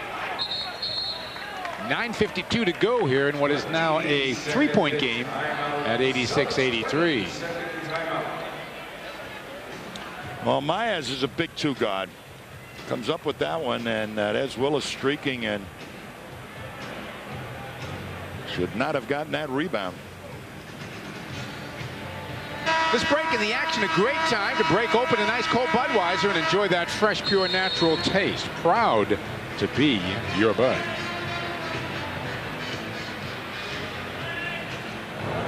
What do you think here, T? Usually have feelings on games. What do you think? This thing is slowed down to a snail's pace, and that's going to allow the defense of Miami to come into play here. And we've already demonstrated with some replays how good their defense is. And the Celtics trying to force it inside. Willis with the block from behind that time on Dino Raja. David Wesley a pretty good job at least slowing down the fast break. Now Myers goes to the bucket. He gets stripped, but Willis is there. It just is impossible for anybody to rebound if Dino and Eric or all those guys are forever plugging the defense against the guards' penetration. Can't keep their people off the boards if they got to try and stop the guards from scoring layups. And that's what the problem with the defense has been. It's been atrocious guard defense. Kevin Willis just picked up his 5th personal foul, bumping Dino Raja as he goes across the lane, and ML Carr uses this opportunity to get Dana Barros and D. Brown back into the Boston backcourt. Ronnie Granderson jumps up off the Heat bench, and he's going to come in, and Kevin Willis is going to sit down. Willis trying to stare down the official as he goes to the bench. They're impervious to stare. Well, they are. I mean, I'm not sure why players do that. I think the guys are not going to sleep tonight or something. Now, if he took out a doll and stuck it with a pin and had stripes on it, I'd be nervous if I was an official. Jumps out on a screen. Myers wants to go into. Mourning does. Mourning ducks the shoulder. Throws down the hook shot. Mourning with kind of a quiet 19 here tonight, and the Heat have come back from that 8-point deficit to open up the 4th and have taken a 1-point lead at 87-86. Todd Day to D. Brown. He's got Askins on him. He's going to shoot it and knock it down. 13 for D. They got to push the ball here at this instance. Mourning again wants to work on Montross, turns and faces, gets triple teamed, gets it out to Gamble. Kevin can't hit the jump shot. Dana Barros there with the rebound. Look up.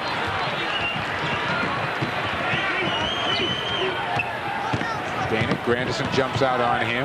D, bullet pass in there to Dino. Dino ducks in for 2. 25 for Dino Raja. And Boston back out by 3 again. 7:45 to go in the game.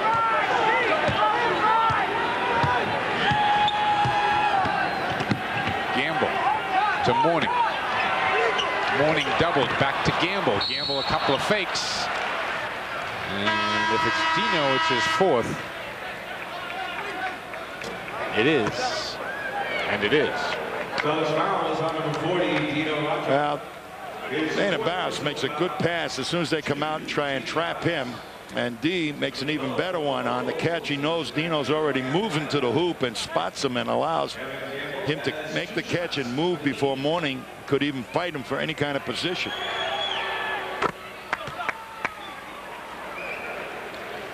First point of the night for old pal Kevin Gamble.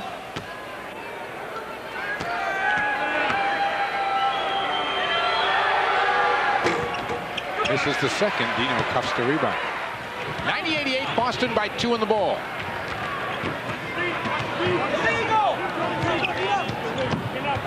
Dino again, roll into the hoop to Montross, misses the stuff. But Eric will get to the free throw line, and I think Alonso. No?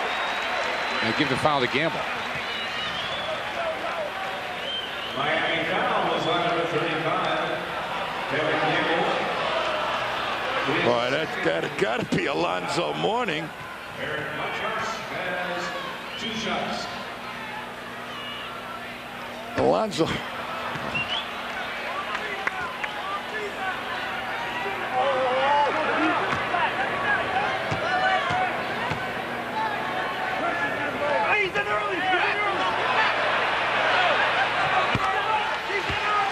Little dance there in the lane. Eric makes 1 of 2. Boston leads it by 3. Coles trying to use the Mourning screen. Coles hides behind it and makes a jump shot. Well, he backed Dana all the way into his area.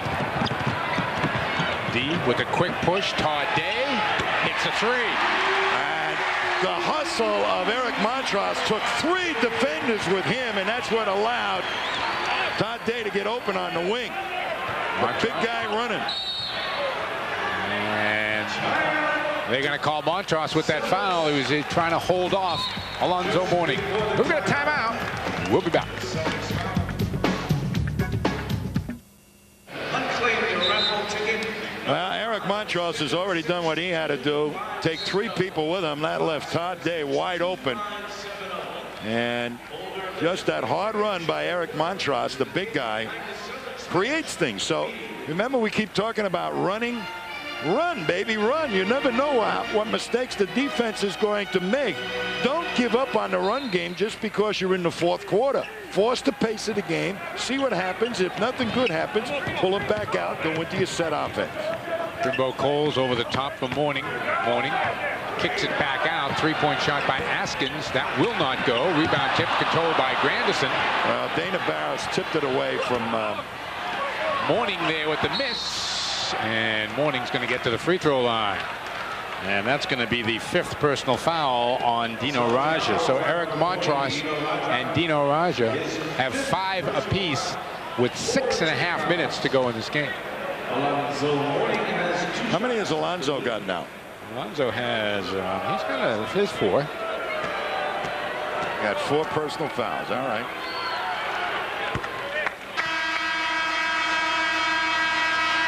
Number 44, Rick Fox. Replaces Dino Raja for the Celtics. 18 straight free throws. The run that Alonzo Mourning is on right now. Rick Fox is back in and Dino Raja out. Mike, this is a tough thing now. Eric Montross is going to do the lion's share of the rebounding. Rick Fox is going to be rebounding against a much bigger play in Granderson. Celtics are outsized, and Miami still has some speed out there.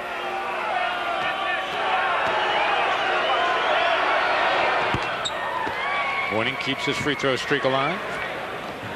94-92, Boston by 2. Nearly halfway through the 4th.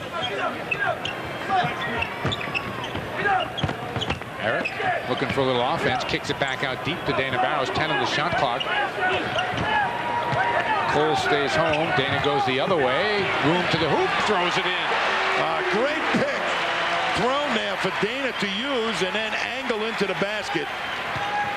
Great shot by Dana. He's become a master throwing those up off the glass. Gamble gets it inside. Mourning backs in. Little fall away. Won't go. It's an air ball. Rebound to Day.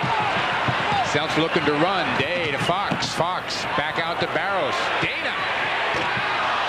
Rebound to Coles. Gets it to Gamble. Heat have to pull it back out, and they'll wait for Mourning to come into the picture. Mourning's tired. Now's the time to really run on him. Here comes the double team. A skip to Askins. Over to Coles. Wide open. Doesn't get the three. Rebound to Barros. Boy, push it, Dana. Push it.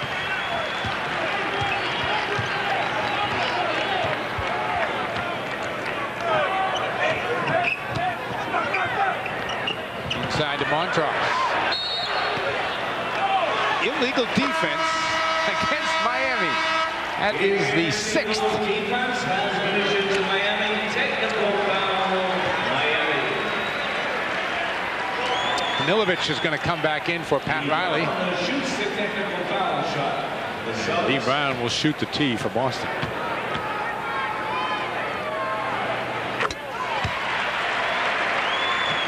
$14 for D, 15 for Dana. They were the starting backcourt tonight. Number 5, Sasha Danilovic. Working the refs. Kevin Gamble.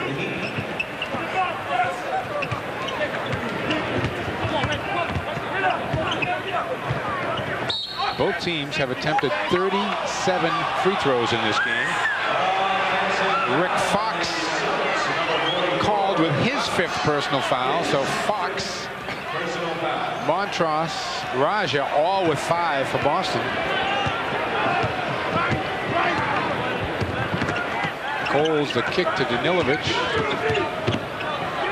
Danilovic nearly threw it away. Inside, the Heat go to Mourning. Mourning turns around, makes a jump shot. Well, when he turns and you are down, he's automatically going up for that jumper, and he can make that shot. That's what makes him so effective offensively. He's got the left, right hand, and the jumper. 4:30 to go in the game. D. Brown. Oh! A 2, says the official. Now, I think it might have been a 3. Mourning again. The hook shot goes. Jump shots, hooks. 25 for Mourning, who's a one-man gang right here. 99-96 as we're about to go into 4 minutes to play. Oh, he's got Danilovic on him. Eric Montross. Goaltending.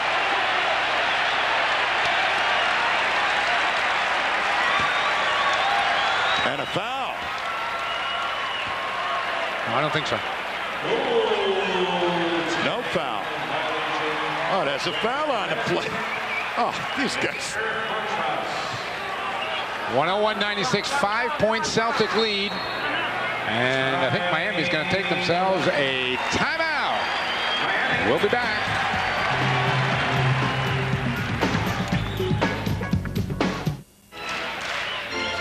But they've been jumping out at Dana Barros, trying to take his outside shot away from him. Look how close they are. Rick Fox sets a super pick.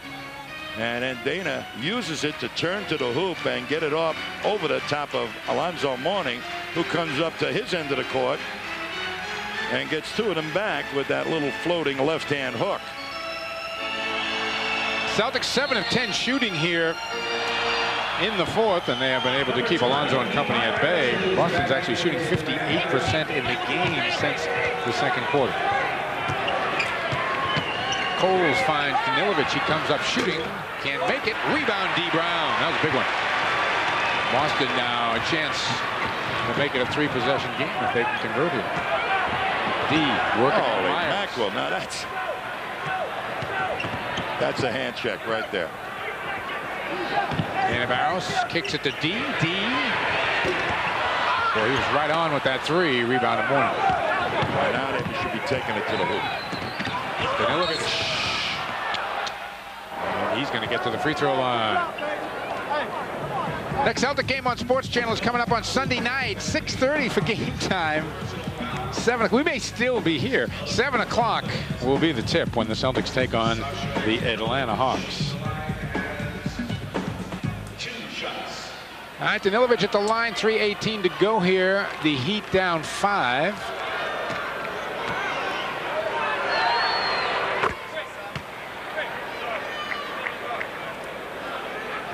Emil Carr is going to send Dino Radja back in.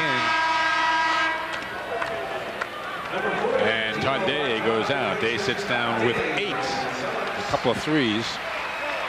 Kevin Willis is also going to come back into the game for the Miami Heat. And Keith Askins will go to the bench.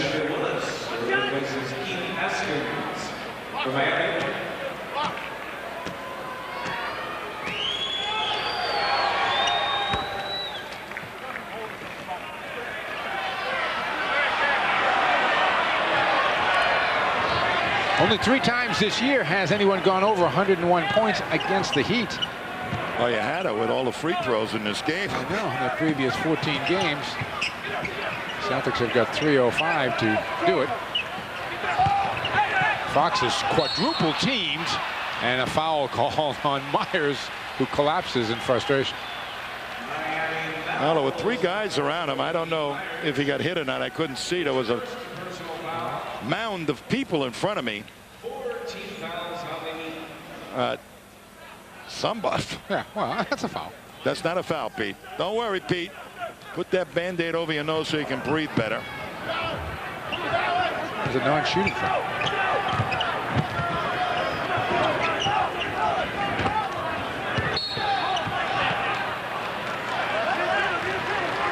That's on Kevin Willis. He's gone.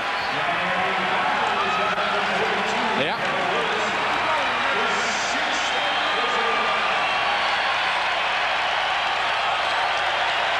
"17 points, 15 rebounds for Willis." Riley is up mouthing off to one of the officials, and I guarantee you, Mike, Dino Radja will be out of this ball game after what Pat Riley has been saying to this official. He'll go for it. Pat Riley was pointing up the other end. Don't forget about Dino Radja. What do you see? 101-98, 3-point game, 2:47. Now this official goes and stands there and talks to Pat Riley. That's unbelievable. So he could give him better instructions. 26 unofficially for Dino, who is flirting with his season high of 29. He is 10 of 17 at the line.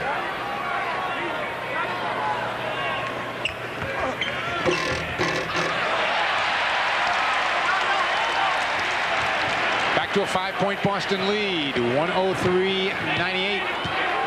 Coles, Danilovic, Myers, inside Mourning, the hook.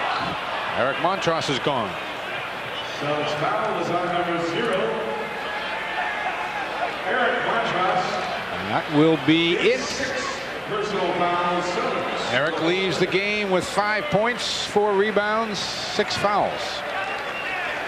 First game back for the young man after being out with that injured calf. Calf didn't seem to bother him, even though his left leg is wrapped. Alton Lister will come back in. Alonzo at the free throw line. He's made 7 of 7 there tonight. He's got a streak of about 19 in a row. Well, on the list, how many fouls on the list? 4? 4. Well, he's got 234 to eke out, protect 1 foul. But he's been in this situation before, and being a veteran, well, he could be very, very helpful at this juncture of the ball game. Lister has 3 fouls. 3. Oh, good. You're right. So he could just be a madman. He could be a madman out there.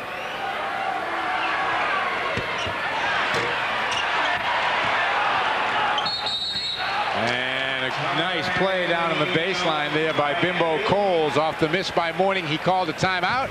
It'll be Heat ball when we get back. 2:32 to play. Yes, indeed it is. Saturdays at 5:30. You can catch the Sports Channel tailgate. But right now, you're going to catch the final 2 minutes and 32 seconds of the longest NBA game of the season. No question about it. Maybe of many a season. Well, Dino Raja has been substituted for in a little offense to protect Dino with the 5 personals. Eric Williams has taken his place. Myers skips it out to Mourning. Mourning spins into the lane. That's going to be a travel. Yep. And Pat Riley is really incensed.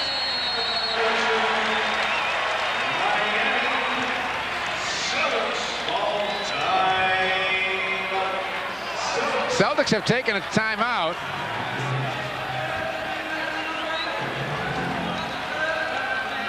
Let's take a look at Alonzo's move here. Well, they forced him to go to his right.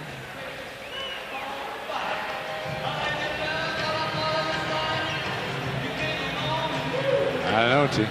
That was a walk.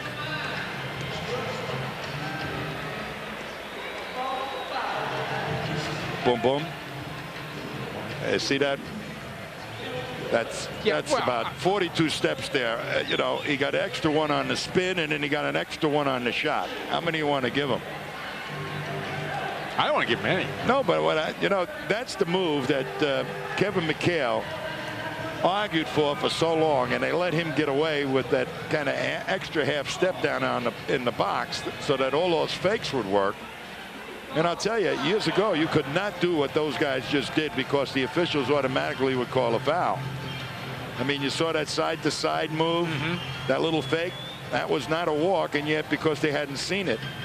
And it took Kevin McHale a long time to convince the officials that he wasn't walking. He started to score, and the next thing it became part of the game. Everybody started emulating it, but they have gone well past walking on that thing over the years. All right, the Heat will slowly make their way out of the huddle here. The Celtics spend a lot less time in timeout huddles than any other team. They're always out on the floor waiting. Well, psychologically, at times that's good. Mourning, Danilovic, Myers, Coles, and Haskins are on the floor for the Heat. Dana Barros, Rick Fox, Alton Lister, Dino Raja, and D. Brown for Boston. Dino faces up. Dino doubles. Dino in trouble. Alton Lister was wide open, but there were so many people around Dino, he couldn't get him the ball, and they called 3 seconds on Alton Lister. I mean, this is a total smother job. 1, 2. There was Alton Lister trying. Now he was free, and he never got out. So they lost possession of it as Lister was in the box. Mourning. And that one, they are going to count and give the foul to Alton Lister. They'll get in the basket. 28. This is a power move. You see all those hop steps before he starts to move? They don't call those.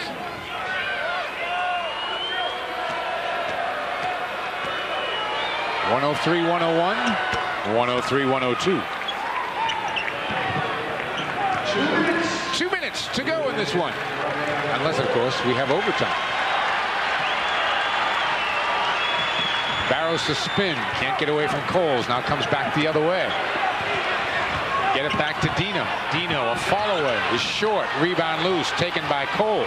Well, almost knocked away by Fox. They're getting it to the wrong guy right now. They should be getting it to somebody who can take it to the hoop. Deep Brown against Danilovic. Here goes Mourning getting his spot.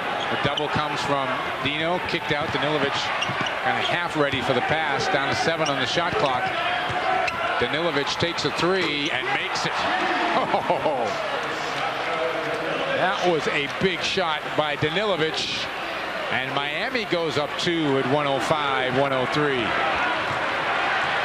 Barrows backing his way into the forecourt. Dana looking for a screen, gets it. D. Brown looks at the shot clock. It's down to 7. D, the bounce pass. Alton Lister rejected by Mourning. He picks it off underneath. Under a minute to play. Riley calls the play to Coles. They're going to go back into Mourning again. You can take that to the bank. Danilovic knocked away by Fox, out of bounds. It's still going to be Miami ball. 8 seconds on the shot clock. 43 seconds to go in the game. Yeah, Alonzo Mourning backed off a lot of different things early in the game, but not now. He's got enough room to not worry about the foul, so saved it for a timely block. Coles unable to put it down. The ball tipped back to Mourning. Fresh 24 here for Miami. Celtics still playing the defense. ML Carr says don't foul. Danilovic down the lane, blocked. Oh, late call. Late call, foul on Dino Raja. Now that's the thing that 6 on Dino. Miami. I guaranteed you that Dino would foul out, didn't I? You did. You said it would happen. Yep. And it did. And Celtics were trying to force the ball into Dino, and they doubled him so effectively, couldn't find an open man. And what Miami just did in the last possession is use Mourning as a decoy, circle somebody off him, and it confused the Celtics. So somebody's got to take it to the hoop right now and maybe get fouled. It'd be the free throw shooting contest if the Celtics can score quickly. Danilovic misses the shot. Ball controlled by Dana Barros. Celtics take a timeout. They are trailing by 3. Big miss there by Danilovic as it puts the game back into a 1-possession ball game, and the Celtics have the ball and a chance to tie here with 20 seconds to go. Next Whaler game here on Sports Channel will be Wednesday night. Tune in for the Whale and the Islanders. It all begins at 7 p.m. and that, of course, right here on Sports Channel. We won't see the Celtics again until Sunday. The Celtics are going to make a trip to Miami, right, Tom? You going down there? Tomorrow afternoon. Yeah. And we'll be there for Wednesday. And this Heat will be once again on their home turf. So it's tough to play a team, you know, back-to-back series. And particularly for the Celtics right now, who are kind of trying to find their way. So should the Celtics even defeat them here tonight, there will be, the Heat will have real fire. And they would have erupted, and they will become combustible down there. And Pat Riley, they're playing almost invincible basketball down in Miami, aren't they? They've been very, very good. Yeah.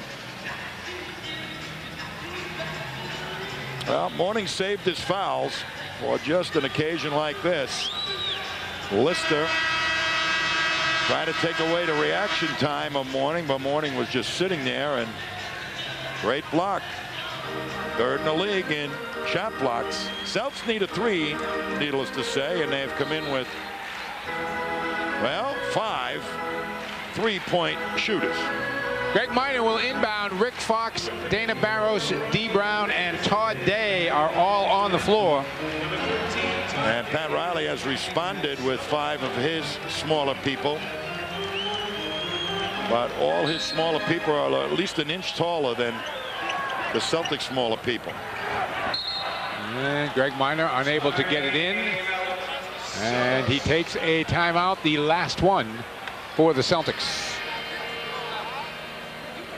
The defense that Pat Riley uses is so effective because they're always on the top side.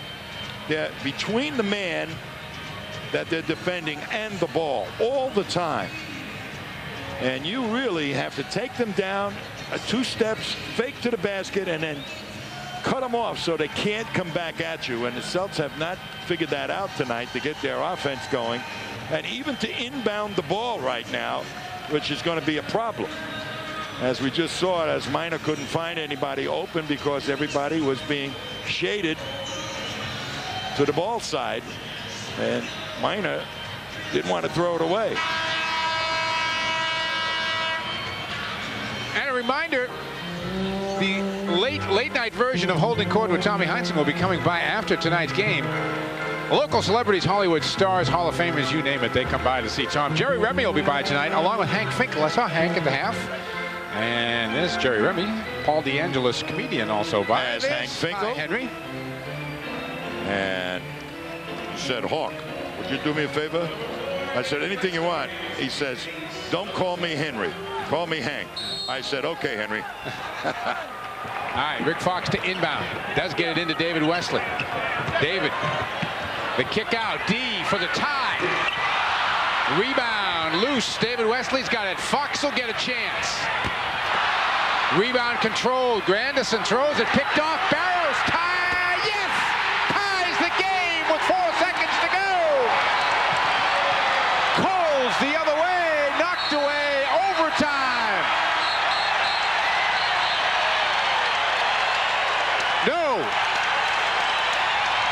No, the official is saying a timeout was called.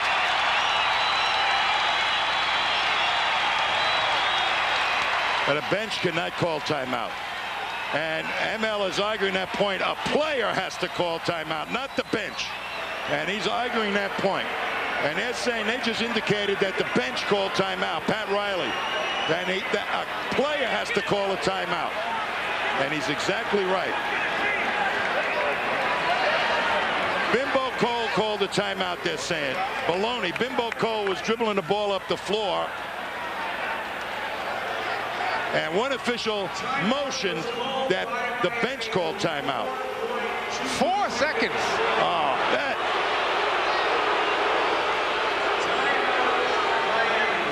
Let's see the so-called timeout. Let's see the basket. Here's the basket as Dana steps in. 4.2. Right there. And who called the timeout? No. Oh, you know what? You know what? Watch this. If we can see this, watch Coles. Coles is calling. He's clapping his hands, calling for the basketball, and the official interpreted it as a timeout. Now you watch, because Coles, if we can see that again. And Mike, one of the officials motioned that the bench called the timeout. Now watch Coles. He's right at the dotted line. Watch him now. He's clapping his hands for the ball, not calling a timeout. Absolutely. And look at the official. Absolutely running up the floor. Absolutely. And the bench is calling the timeout. Nowhere in any way, shape, or form did a player call timeout. And these two guys are absolutely wrong. Yeah. That was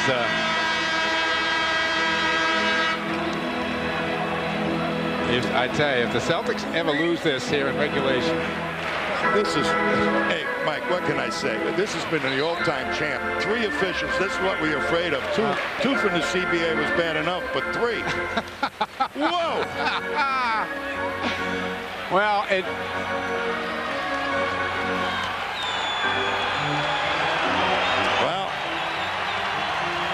they should have to take the ball out.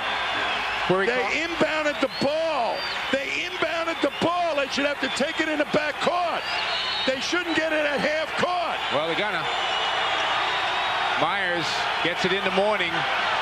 Mourning. No. Overtime. Alonzo Mourning just ran over Alton Lister. I'm gonna tell you, these are. I want to go home, Mike. I want to go home. I can't stand these guys. But you can't. We will play 5 more Watch minutes. This. Watch this. Jesus. Oh.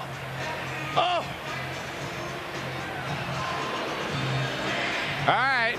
Celtics are going to have to do it here without Dino Raja, without Eric Montross. They have both fouled out of the game. Kevin Willis has fouled out of the game for Miami. Mourning, let's see, how many fouls has Mourning got here? 5. Mourning got 5 fouls. We're checking. We're checking. 4. Okay. Yeah, he's only got 4. Well, he would have had 5 on that one. Yeah, I mean, he just ran over Lister. Hey, this is. Oh, I'm glad they came to a settlement. I am honestly glad. Well, it's kind of ironic this would all be coming down on the night that they come to a settlement. Well, it's 10:25, folks, and it's taken nearly 3 hours. I mean, this is like an NFL game.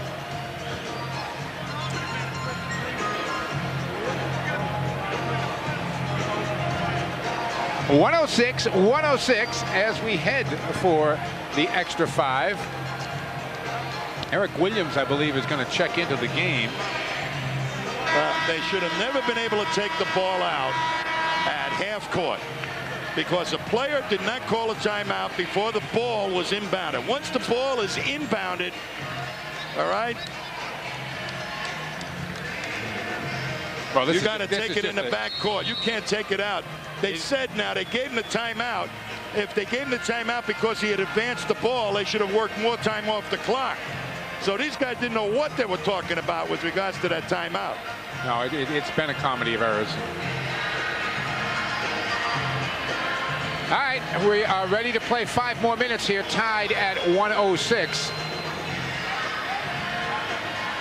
If any of these guys end up in the NBA without a great shakedown and playing and officiating with some really experienced guy, it's going to be a tragedy. Alton Lister and Alonzo Mourning will jump it up to begin the overtime. Myers. Oh, great block by Todd Day. Terrific block by Todd Day. Not known for his defensive prowess. This is a big-time play right here. Well, they give it to Askins, and there's Todd Day right there waiting on it.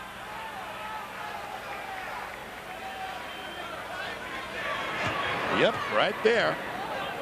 All ball. Askins got the tip, but he tipped it to Alton Lister. So the Celtics will have a chance to score first here in overtime. Well, they got to run, though. There's, look at. Oh. Todd Day's wide open, and they refuse to pass the ball. Dana Barros using the screen, gets it to D. D's going to take it. Rebound Alton Lister on the weak side, back to Day. Day knocks down a 3. They had that 10 counts ago. 11 for Todd Day.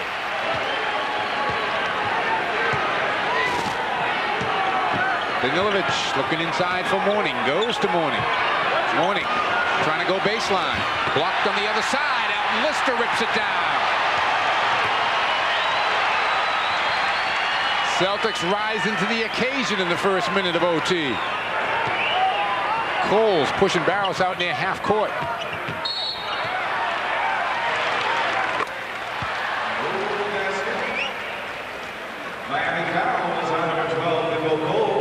Coles called for that foul, his 4th personal foul. Yes, Mourning getting by, and there's Todd Day blocking that one, and then Lister steps in and retrieves the block and saves the possession for Boston.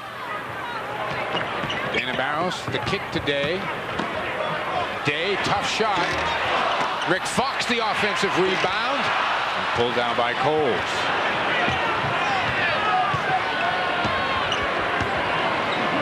In again, the Heat are going to go to Mourning.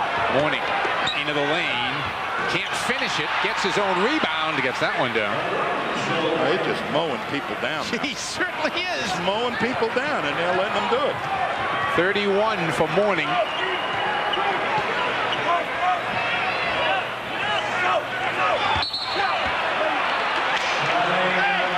That's a walk, right? After Mourning is popping those feet left. This is comedy. Not to that man. I would like to get out of here with a win. 109-108. Celtics up 1 as we're about to go under 3 minutes in the overtime. Back door, Pete Myers. Well, somebody missed the defensive assignment. 20 points for Myers. That's a season high. Look at Danilovic fronting the man down low. Forced Todd Day to come off to the side. Barros. 7 seconds on the shot clock. It'll still be Boston ball If you believe in the running game, you run for all the time you're out on the floor. And the Celtics aren't doing that. Todd Day. Oh, offensive foul on Todd Day. You see what is a foul in this league is Todd Day is an offensive foul, and you saw what happened with Mourning with Lister. It's not. Oh, this is ridiculous. That's why coaches go wacky. Danilovic looking inside to Mourning. Mourning. A block! Now they call a block!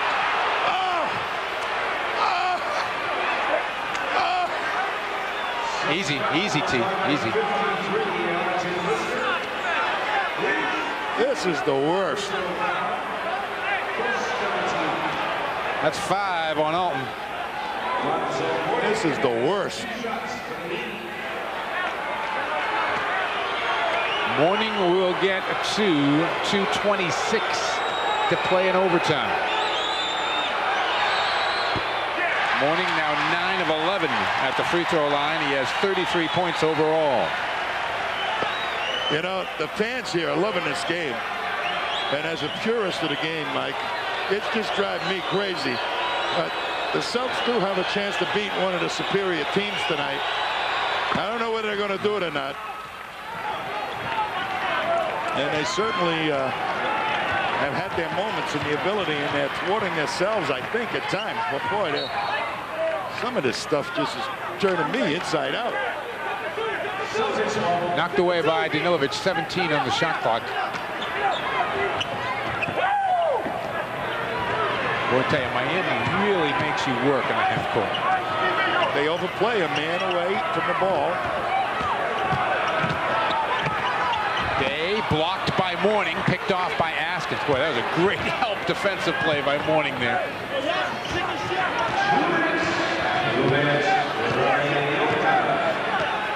We're under 2 now to play in overtime. Danilovic. Mourning wants it. Tipped away by Todd Day, out of bounds. 6 on the shot clock for Miami. And Pat Riley wants a timeout. 1:48 left to play in OT. Miami the ball and a 2-point lead. Watch Mourning come help on this. Todd Day gets around Danilovic.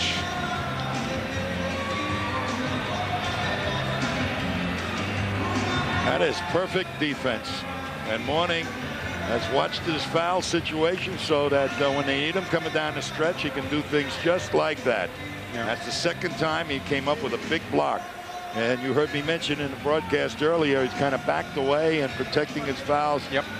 And this guy is smart enough to know when to use the situations and when to take the gamble to block the shots when they need it the most. So you're not only getting a big, competitive, strong player, you're getting a thinking center to boot. And they paid an awful lot of money for him. I am led to believe that he wanted a piece of the concessions in Charlotte. I don't know what he got from Miami, but he got the beach, I think. Well, he's worth whatever they paid for him in this era. We'll watch him up the other end now. Watch this play. This is that one. And just powers that one in, but he got away with one on a charge against Alton Lister. And just powers that one in, but he got away with one on a charge against Alton Lister. Well, that's a big stop here for the Celtics coming up if they can do it. 6 on the shot clock for Miami. 1:48. Danilovic trying to make the inbounds pass. All right, here we go. Danilovic looking. Gets it into Mourning. Gets it back. Danilovic takes it down the lane. Lost it on the way up. Loose ball. Kicks. Which way are we going with it? I think it's Boston ball. Oh, no, it's Miami ball. It should be Miami ball. Is it? Okay. I think it's Boston ball. Oh, no, it's Miami ball. It should be Miami ball. Is it? Okay. It should be Miami ball. It went off of Rick Fox. Todd Day fumbled it.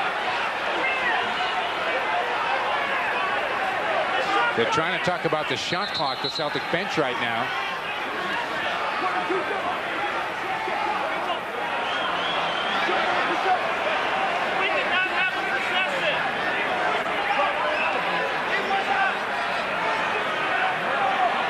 Did Todd Day have possession? That's the key. I don't think so. He fumbled it. He never had the possession. They would have said that the shot clock expired. Yep. And there's another one that the officials with timeouts and all the other stuff. Now they gave him a fresh 24 here. So, yeah.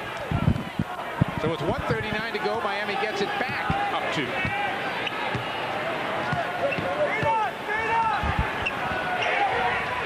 In the morning. Trying to get it to Fox on a cut. And a foul is called on Alton Lister. And that's it.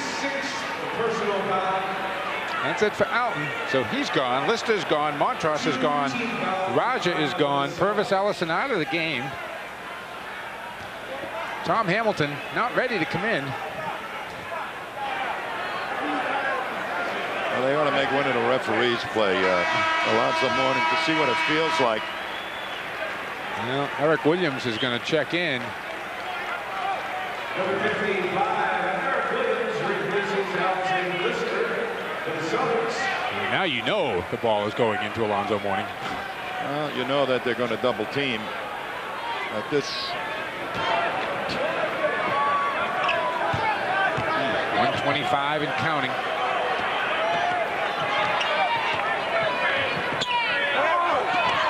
Mourning can't finish it. Gets it back though. That's what he's going to be able to do. 36 for Mourning. Key possession coming up here for the Celtics. It's a 2-possession game at the moment. Dana Barros takes it into the paint. And the foul's going to be on Bimbo. Coles in the drive. Dana Barros will get 2 at the line. Mike, this team, if they do not run, they cannot play half-court basketball. I don't care. You can talk about the defense. They're not a good defensive team. They got to score a lot of points and use their quickness. And even there, they have the quickness. Somebody open or half open up the wing. Get the ball ahead with the long pass. So everybody can use that quickness, not just one player. Dana makes the free throw. 3-point game, 113, 110, 105 to play in overtime. This is the second. And it's Miami ball. Miami ball.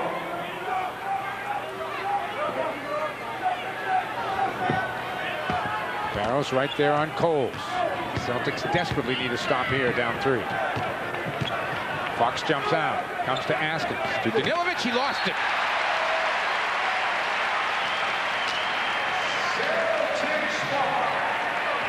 54.9 seconds to go in a 3-point game. Dana Barros looking for a screen from Fox. Gets it. Dana. Inside Eric Williams. Turns on Mourning. Hits a turnaround. First bucket for Eric Williams. 1-point game. So you're Alonzo Mourning, huh? Myers, a runner, no rebound.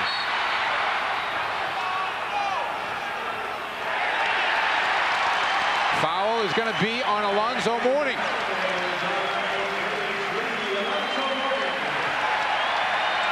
He gets his 5th personal foul. He would have been bye-bye if they ever called that charge on him, which they should have done. And the Celtics would have had a chance to even up the score with small men against small men. Let's watch Williams now over Mourning.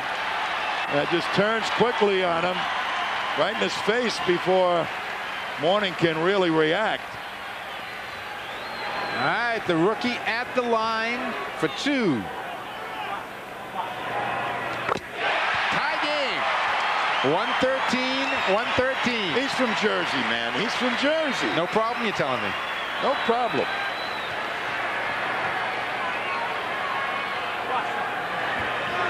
Little problem. Miami takes a timeout. 25.5 seconds to go in the first overtime period. We are tied at 113. Let's take a look at what's coming up this week here on Sports Channel, shall we? St. John's and Syracuse will be playing basketball tomorrow night at 8 o'clock up at the Carrier Dome. Hope you can join me for that one.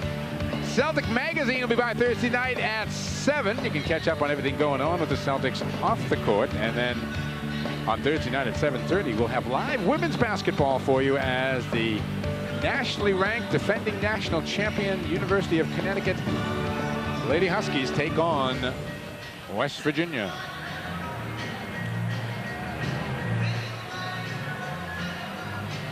.5 to go here, T.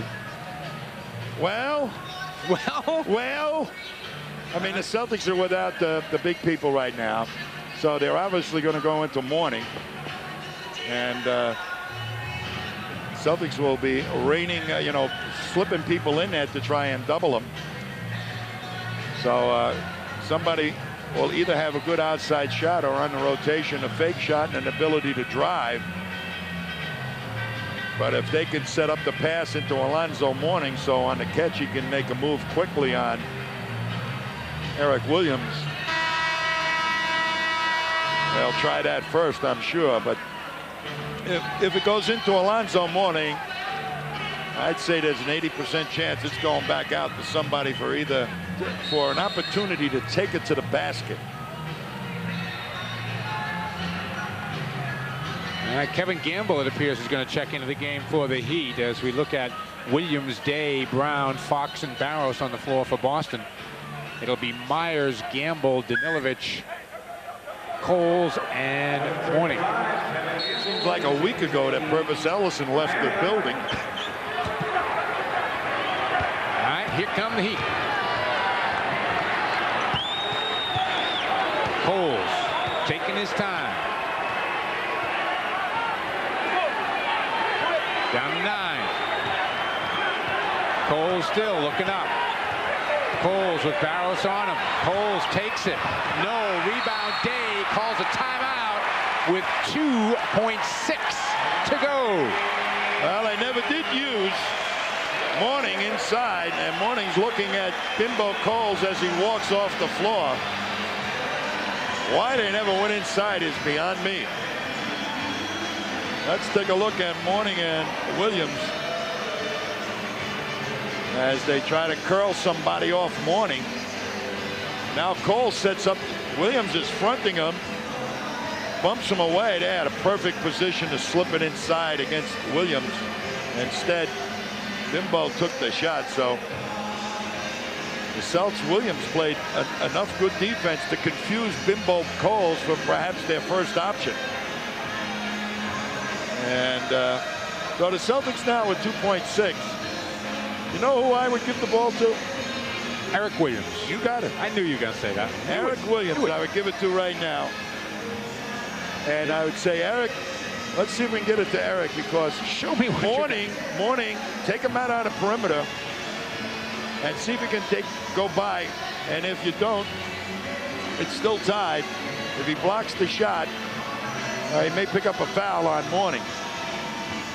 That's the move. Let's see who they go to. We got 4 very good outside shooting people. But if Eric Williams is in there, they may just lift Mourning, which they did during the regulation when the Celtics went all small. Rick Fox will make the pass in. Mourning's going to be in there. Anderson's going to defend the inbound pass.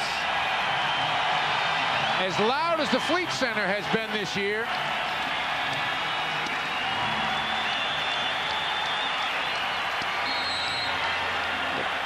Here we go. Fox into Barros. Dana for the game. We will go to a second overtime. Somehow Dana Barros ended up on the floor.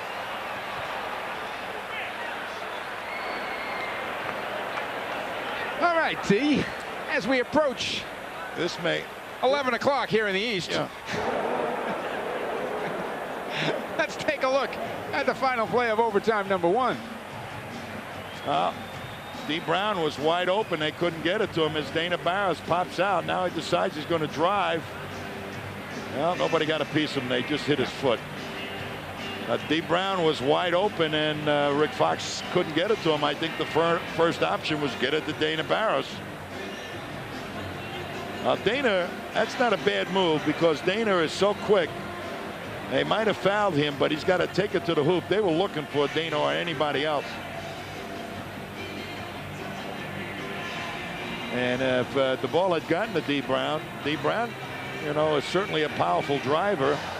And if he gotten fouled, he's a pretty good free throw shooter as is Dana. So, but I would have gone to Eric Williams and made Mourning defend him one-on-one on the perimeter. That's what I would have done. All right, well, you might get a chance to do that again here. We've got 5 more minutes of basketball to play. Well, we're all still here, Mike. 1:30. All the people are still in the Fleet Center. They're in the Fleet Center, in their seats. Lonzo's still here. I hope Daryl Garrettson is still here, too. Boy, these officials, when this night started, I mean, it's just kind of like it started to spin out of control, and they've just been like hanging on for the ride ever since. Celtics went 2 overtime periods last season, twice. Against the Clippers, they lost 127-121, and they lost against Washington 125-124. Miami went 2 overtimes last year once, and they won it 122-112 against Milwaukee.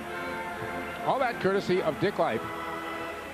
That man can dig out the facts. Did he dig out the facts? Dick's been digging tonight, I'll tell you. But Dick's been away from a while, but we kind of put him through his paces here this evening. All right, Celtics are going to have Eric Williams, Todd Day, Dana Barros, Steve Brown, and Rick Fox on the floor. Alonzo Mourning, Sasha Danilovic, Bimbo Coles, Keith Askins, Pete Myers on the floor for the Heat. Heat get the ball. And here we go into overtime number 2. Coles, Danilovic exchange outside. Eric Williams battling with Mourning. Ball gets into Mourning. Double from Day. And an illegal defense is whistled against the Celtics. Rick Fox. And Rick Fox dropped in on the double. It was in the lane. The man was already doubled. I don't know. You can do that on the double. I don't want to talk about these guys anymore. Well, no harm. No harm. Well, that's the way Pat Riley used to look when he was coaching the Knicks. The little triangle there. Knicks know how to do the triangle pretty good. Days on Danilovic. Danilovic fouls on Day. That will be the 4th on Todd Day. First in overtime period number 2.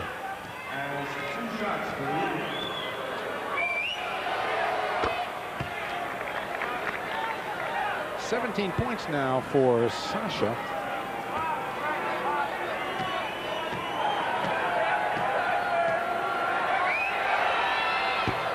Misses the second. Rebound to Dana Barros. 114-113. Heat by 1. Eric Williams coming out. Going to make Mourning cover him. There goes Eric to the hole for 2. That's a pretty good call there, Coach. I would not get off that one until it killed me. Danilovic looking inside of Mourning. They come the other way. Askins. Pete Myers, the drive, the kick for Danilovic. Little short jumper is short. Rebound Myers, back up. Wild with it. Rebound taken by D. Brown. And push it, push it, push it. Fox. D's going to take it. 18 for D. Brown. Timeout for Pat Riley.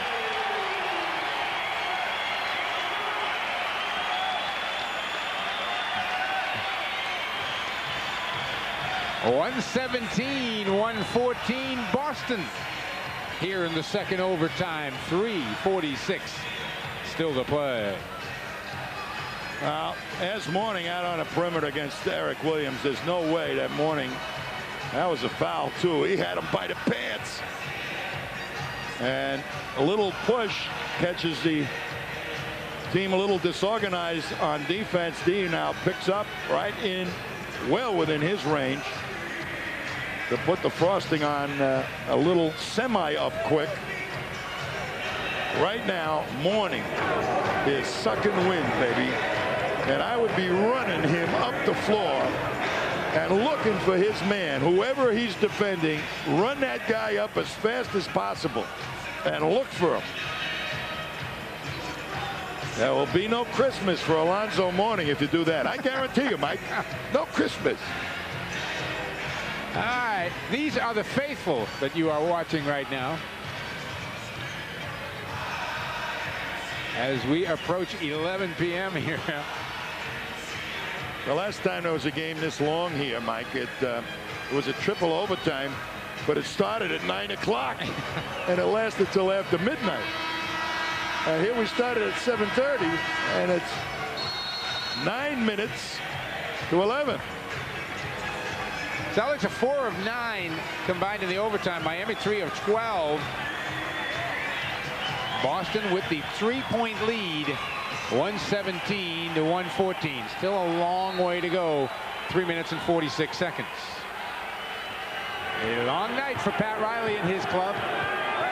Long night for the Celtics too. Yeah, no question. Danilovic nearly threw it away, looking for Myers.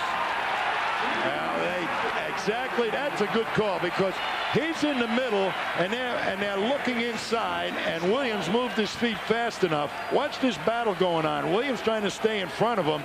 He's got that foot in there, never gets out, and there's the 3 seconds, and that's the cheat foot.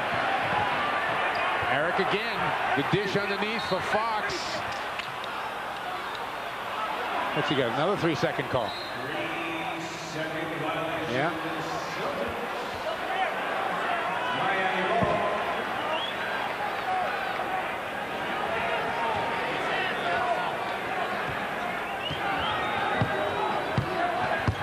Here comes Coles. Oh. Coles behind a screen.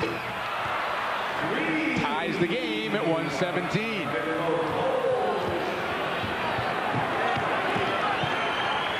D. Brown with Myers on him. Here's Eric Williams. Well, everybody move. Just don't stand around. Let them move on this guy. Eric, a bunch of fakes, a block by Mourning, and they got a foul. Mourning's gone.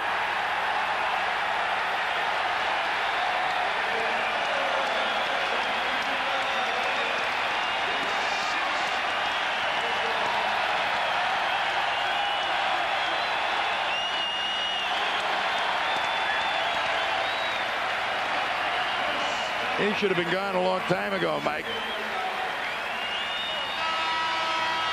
But the Celtics used it, and they're trying to use it again right here, that foul situation.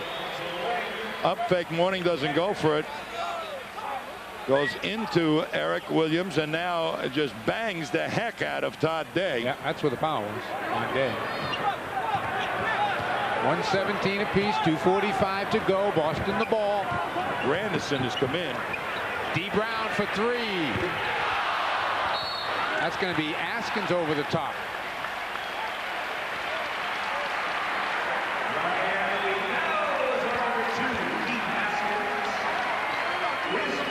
That's the 5th personal foul on Askins.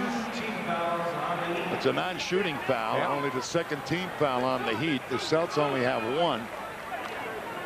2:38 to play here in the second overtime.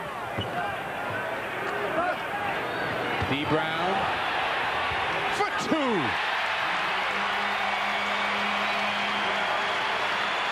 $20 points for D. Brown. Let's see where the Heat go for offense with no Alonzo. Coles checks the clock. Asks for a screen from Askins. Fox jumps out on him. 5, 4 on the shot clock. Danilovic misses a 3. Rebound Myers.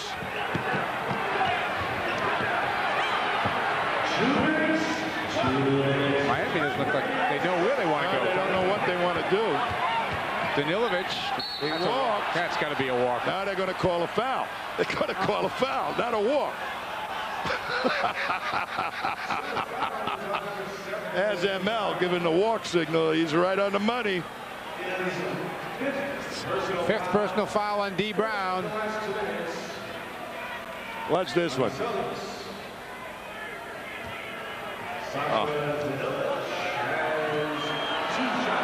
So Danilovic will get a couple.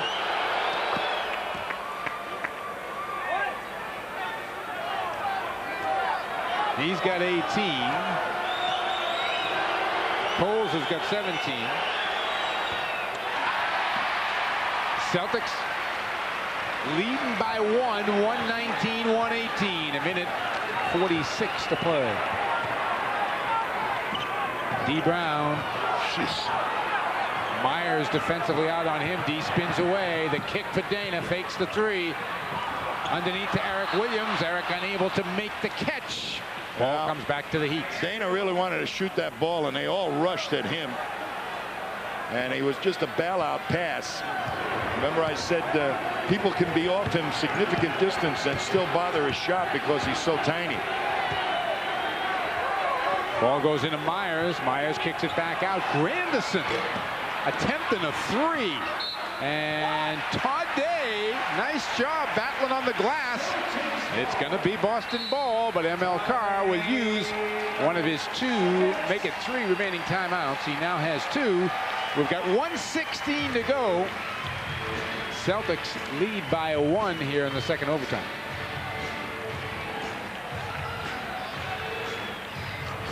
Here's Grandison. Whoever said that he could take the shot from out there?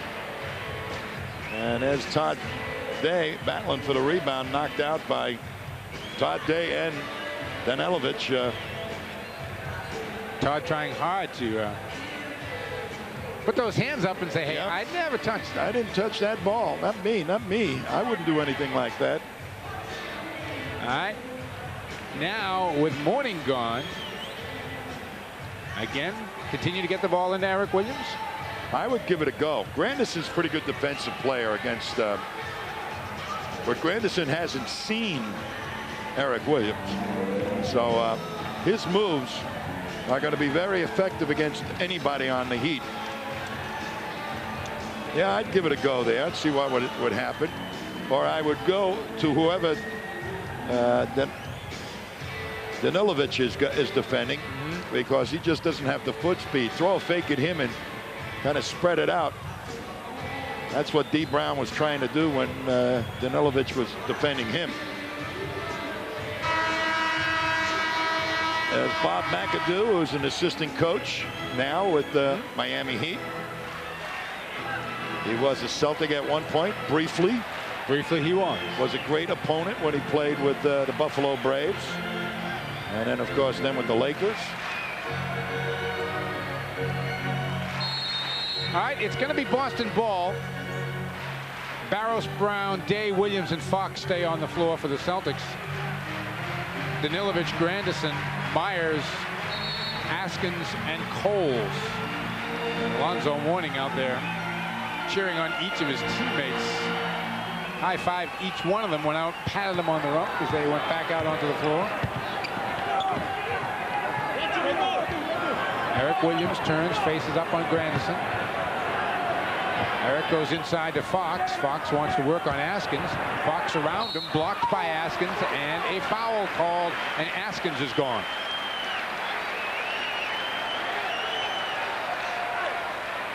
That's going to get Kevin Gamble back in.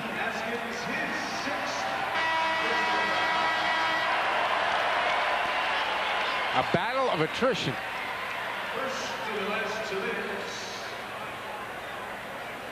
You know, to tell you the truth, I'd rather have Askins in the game. Kevin Gamble can score. Askin's kind of an iffy project. 6 players have fouled out of this game. 2 have been ejected.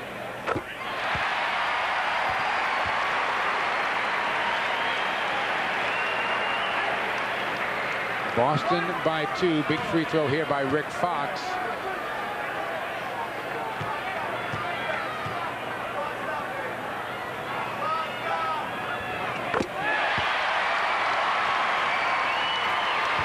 Celtics by 3. Got to make a stop here, Mike, and don't commit a foul now. Celtics are over the limit. Myers is battling down on the block. They give it out to Danilovic. He looks at the clock. Danilovic takes a very difficult shot. Todd Day called for hitting him on the arm. Number 13, Todd Day. His 5th. That's 5 on Day. Hopefully that will not be a factor. Oh, we still got Minor. And we still have to put in the ball game, and David Wesley. 2 shots.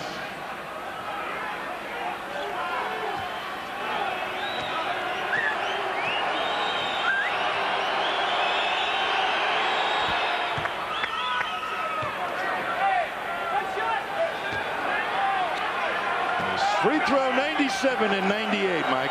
Really? Yeah. We're going to get to 100. Yeah. We're going to get there. Ridiculous. 121-120. Boston by 1. Miami. Barros. Oh, Williams. Dish to Day. Day, the floater. No! Rebound taken down by Granderson.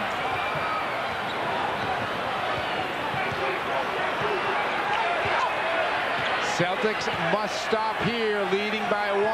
121-120. 10 on the shot clock. Coles looks at the clock. Coles the crossover move. Coles, no. Rebound. Deep Brown's got it. Push it. Celtics going to win this thing.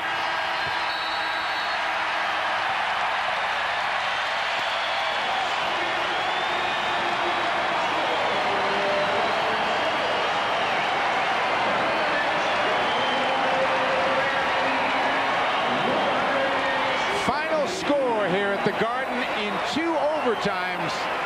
Boston 120.